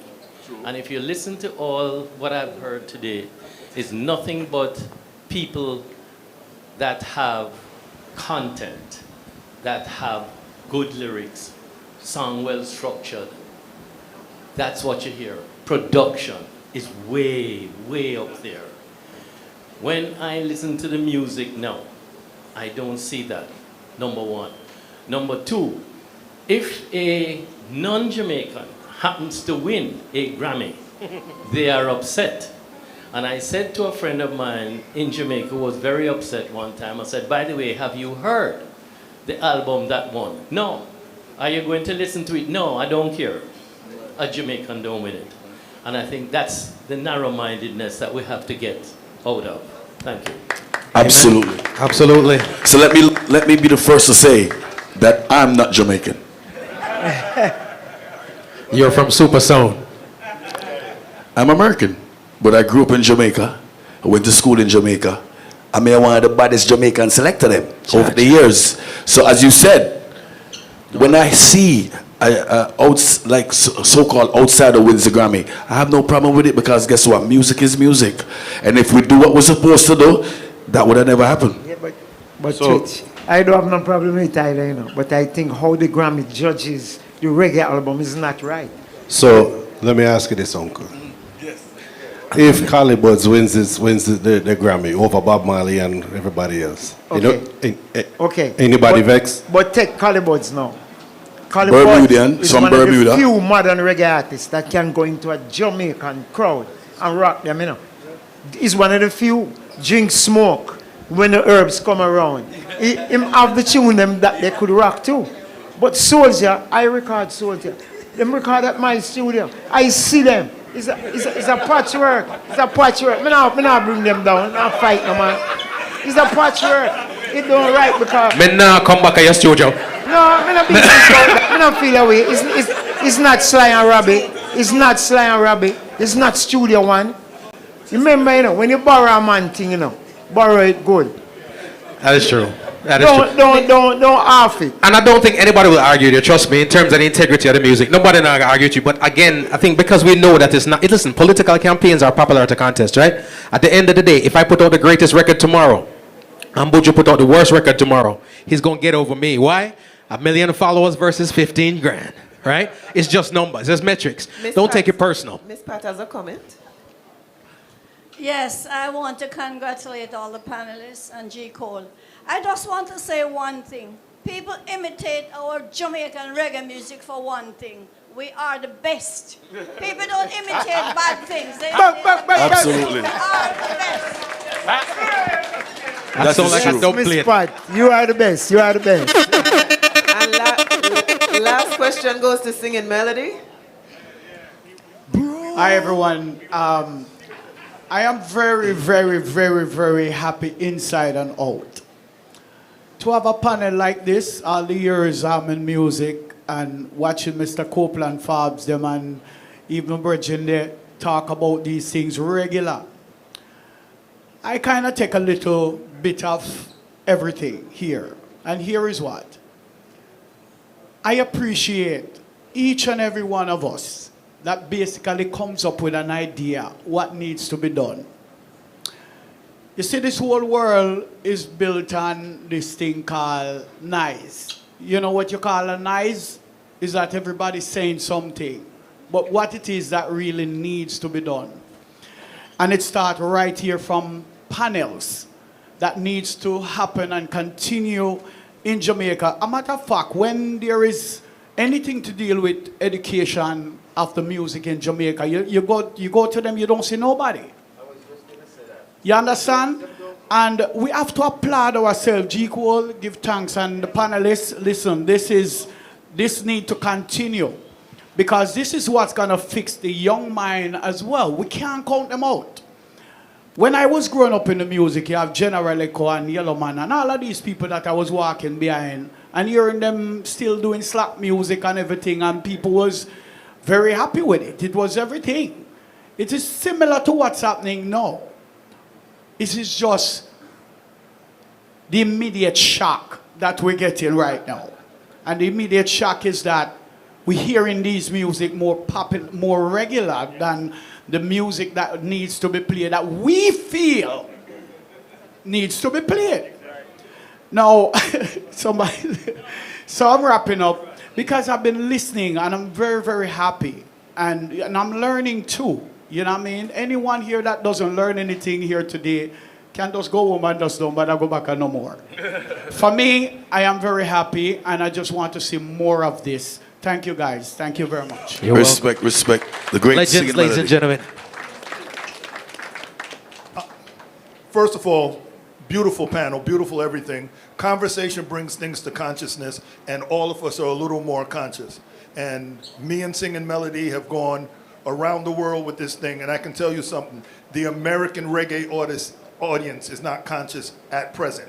And we need to bring that back to life, because I can tell you we'll go to Africa and be greeted by 2,000 people. We'll go this place and be greeted at the airport with more people than we can see in a room in America at any time. They're not coming out anymore unless it's a slackness DJ. And, you know, I'm not hating on them. I want them to make their money, but we need to protect the thing that we grew. All right? And I want to, a shameless plug that I got permission to do.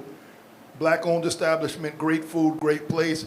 Cocoon, Sunday night, tomorrow night, Singing Melody will be hosting the live band. Come on out and enjoy yourself. It's free. Come out, just buy your dinner and come see Singing Melody and see what he does and see why he's that ninth wonder of the world with that voice. All right? Legendary. Yeah. Legendary stuff.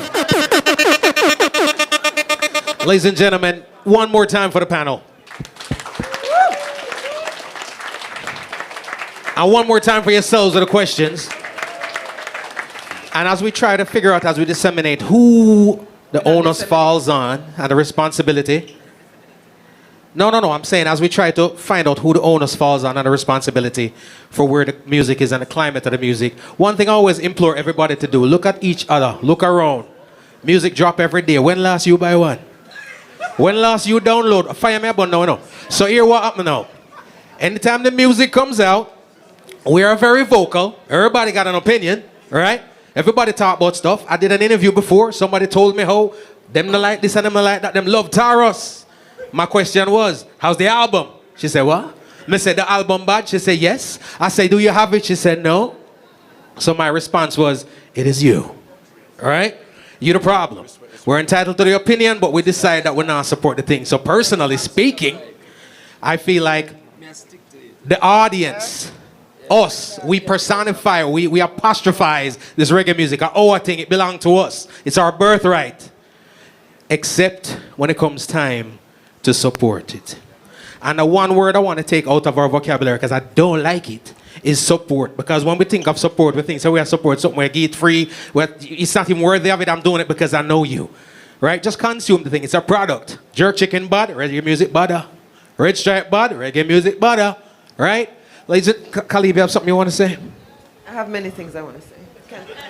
Can you lend David that microphone? My soapbox. Good afternoon. Good evening, everyone. Ladies and gentlemen, I'm going to ask you to just stay up here with us for a moment. So good evening, everyone. My name is Khalib Thompson. I am one of the co-founders of Island Space Caribbean Museum, and I'm the current president of the board. This is my co-founder and the immediate past president, David Muir. Say good evening, David. Good evening, good evening. First of all, I want to thank the panel.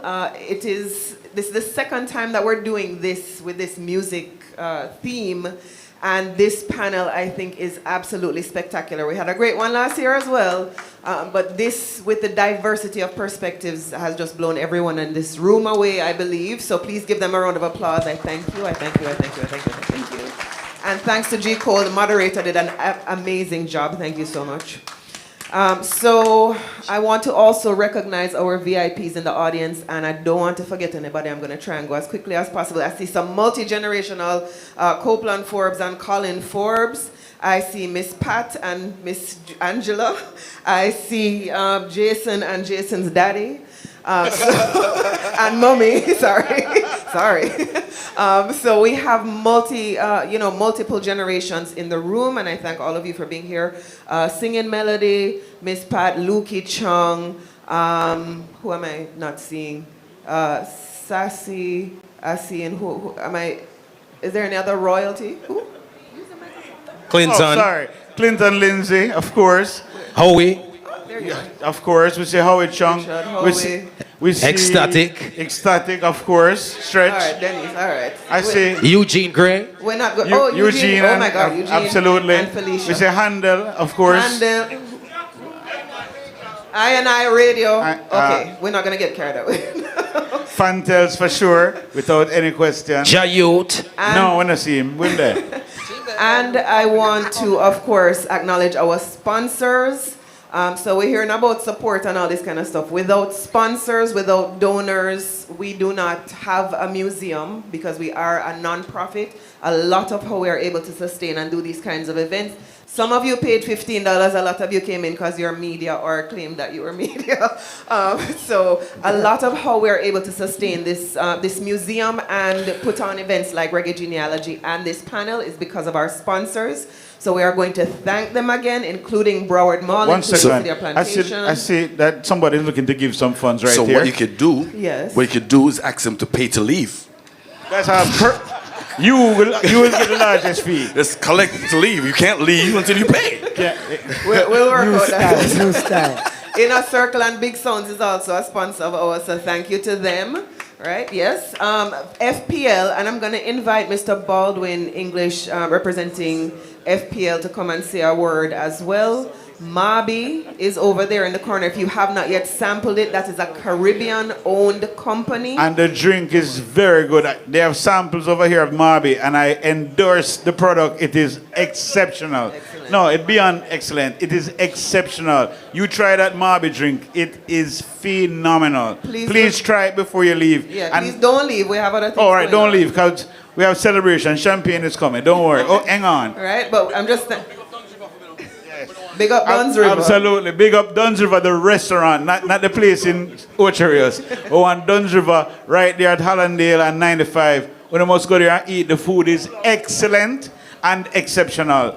Trust me, big food. So I'm going to recognize Community Foundation of Broward, Jamaica Tourist Board, Visit Lauderdale, Grace Foods, the Institute of Museum and Library Services, and Only the Best Printing. But our friend from FPL is just going to come up and say a few words. Good evening, everyone. First of all, thank you for having us partner with you all. It was a great panel. I'm a little boy from New York who born to Jamaican parents. So I loved. Can everyone be quiet, please? I love the discussion. I just want to say at FPL we have like 10,000 employees here in my office. Free light. Jamaican next door, Haitian across from me, Cuban. We're a very diverse population. I need so today I've been armed. Free light, brother. Yeah, ignore me, Richard. I've been armed with a lot of things, so when we go and we are debating each other on Tuesday morning, I have a lot of ammo to say Jamaica's the best. But I just want to say that we're happy to be able to partner. Because of our diversity, we're attuned to culturally significant discussions and opportunities to support like this. We did it last year, we did it this year. Hopefully we'll be able to continue to partner with you to bring these conversations to life. So thank you. FPL is going to support us forever. Thank you so much. Yes, man, because it's the FPL. I want to tell you something, Rasta. I look and I like Bill Rasta, and I don't even like how it look Rasta. You understand? So I talk to the man in the blue suit and thing, you know. You're my general, you understand? Yeah, man, but I need a percentage off. Then he's giving your percentage to us to support the culture. All right. So please, don't cry too much when the light bill come, because they turn around and they give it right back. And I do want to say, Jano, that there are still so many people.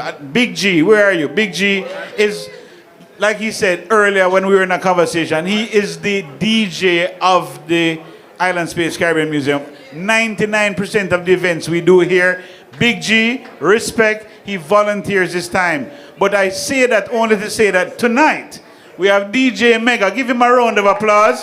DJ Mega has been holding it down tonight. He's played great music. And, oh yeah, sorry. All right, so also we are going to acknowledge that we are inside of this space that David spoke about at length earlier, so I won't go through that again. But Island Space is the only Pan-Caribbean Heritage Museum in the world. Is everybody hearing me? I hear people talking. Yeah. We are the only one like this in the world where you can walk around and see. Round of applause for that. Round of applause. Round of applause. Make some noise. Make some noise. Yeah. I thought that was a recording. So please keep coming back. Please invite your friends and family. It's only $15 to come in here. That is how we pay the light bill, FPL bill. And you get free light. And everything else, right?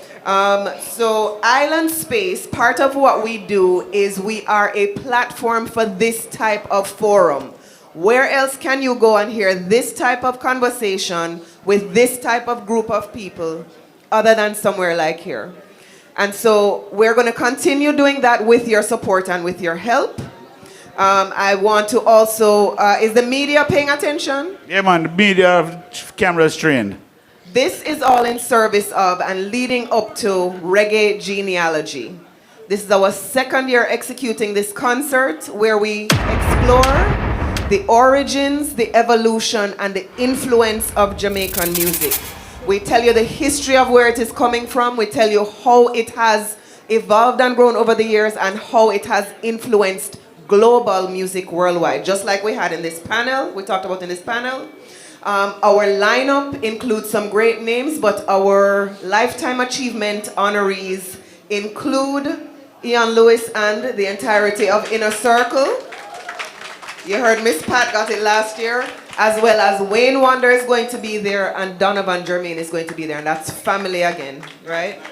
Yeah, man. I am going to say that as a point of personal connection for me, Khalib Thompson, when I did Taste the Islands, is everybody familiar with Taste the Islands, the television show? When I did Taste the Islands, Inner Circle was one of the first places that said yes, the first celebrities that gave us that cosign to come there with Chef Irie. Remember when you came there with Chef Irie?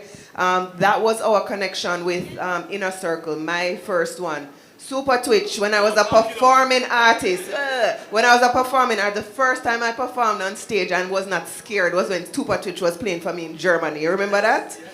When I was on tour with Kimani Marley, Jason Farmer was the person playing keyboards on that tour. When I was in Jamaica and at Sly and Robbie's studio, is me and Tifa was down there in the studio in Jamaica at those times. I just met Aaron this evening. Right? But this concert and this endeavor has become such a family affair for me. Even Zemroy from Code Red. These are all people that I came up with in the music industry. And I know David have many more connections than I do. GQ, I introduced on tour with Kevin Little when Twitch was not able to travel with us for a particular time. And GQ had the audacity to turn around and talk about, oh, you know Kevin? Yeah, like him and Kevin is friend now. Anyway, the point is, it is all a family affair, and I love how this has evolved. It has become very special to everybody. Some of these people, I don't even know how much we're paying them because they have not asked for any money. They're just excited to be a part of this show. I know, I know, right? But they're just excited to be a part of this show. Not you, right? And we hope you are excited to be a part of it as well. David, is there anything else you want to say before we wrap it up? I think we need to just thank ourselves. Everybody who is here, I want you to give yourselves a large round of applause. This was phenomenal. Your performance as spectators was spectacular. And you look great. And it's just wonderful to have this type of energy. A beautiful, peaceful space. And if you come join us in 2 weeks or not, the most important thing is that you leave here and you tell everybody you know that reggae genealogy. Yes, Jayut. Oh, you see one of your fans, them love it. Anyway, listen, I want you really and truly, listen to me very carefully. I don't like to talk a lot all the time. But most of the time I love to talk a lot. And this is what I want you to hear. Tell your friends to come to Reggae Genealogy. You do not get a show that's so reasonably priced that not only is entertaining you, but educating you about our history and culture. If you missed last year's show, you missed an amazing show. Come in 2 weeks, but even if you can't make it, tell everybody you know. We all need to come out and support this wonderful, historic, entertaining, and educational event about us. When you must come out, tell everybody, for real. And two last things. There is food. This is a party, so there's food and there is drink. So please hang out. Please talk to who you want to talk to. And I would be remiss as the president if I did not do this. You all know if you come here regularly that we pass the bucket and we do our cultural tithe at Island Space. So we have our ushers over here with the basket. I'm going to ask you to dig deep into your pockets. $1, $5, $10. No, I want the $50 and the 100. David can take the $1, $10 $5, $10, and the 50, whatever you have. Please. But we'll take any gift. In the name of the culture. Thank Please. you. Thank you so much. Don't move yet, let them pass the bucket properly first. And we want one picture with the entire panel, if you don't mind. One image. Christian, come collect the image. Mega, don't go too fast. We want one picture with this. One picture with the panel. Tired of taking the blame. Might as well live. Just a moment, just a moment. One picture, right? I'll be with you. Copeland, 1 second. Listen, real quick. G. Cole and Tifa, just 1 second. Aaron right here. Our photographer is right here. We're just going to get one picture with the panel. Right after the picture, we can go to the conversations. One picture. Everyone just stand together. All the panelists, please. All the panelists. Thank you. Ian, please. Thank you. Just join them. J-Vibe. Thank you. Love it. Photographer is ready right here. Smokey, join the picture, the man said.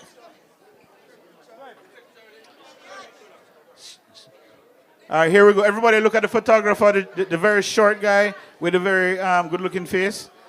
Right behind Miss Pat is the official photographer. He's getting this. Look at that camera right there. Right behind Miss Pat. Right behind Miss Pat. Right behind Miss Pat. Big smile, everybody. Big smile, big smile. Lovely. Mega, You again, Mega, where you there? Oh, you're in the picture. My apology. All right, ecstatic. What? Very nice. Oh, I'm very sorry. You're right.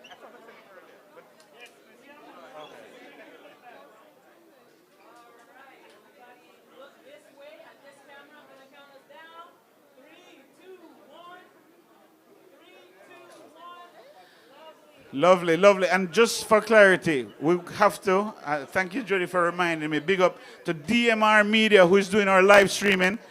Wonderful partner in all that we do, DMR Media. For those of you who need live streaming, please be aware, DMR Media is who does our live streaming. Big up Mr. Minot. Mega, your time. Sorry, baby. Some guys just have all the sorry, lady. But sorry for you gonna treat you in the street again. Say what, lady? Oh yes. Saying to me, did you mean to tell me it put you down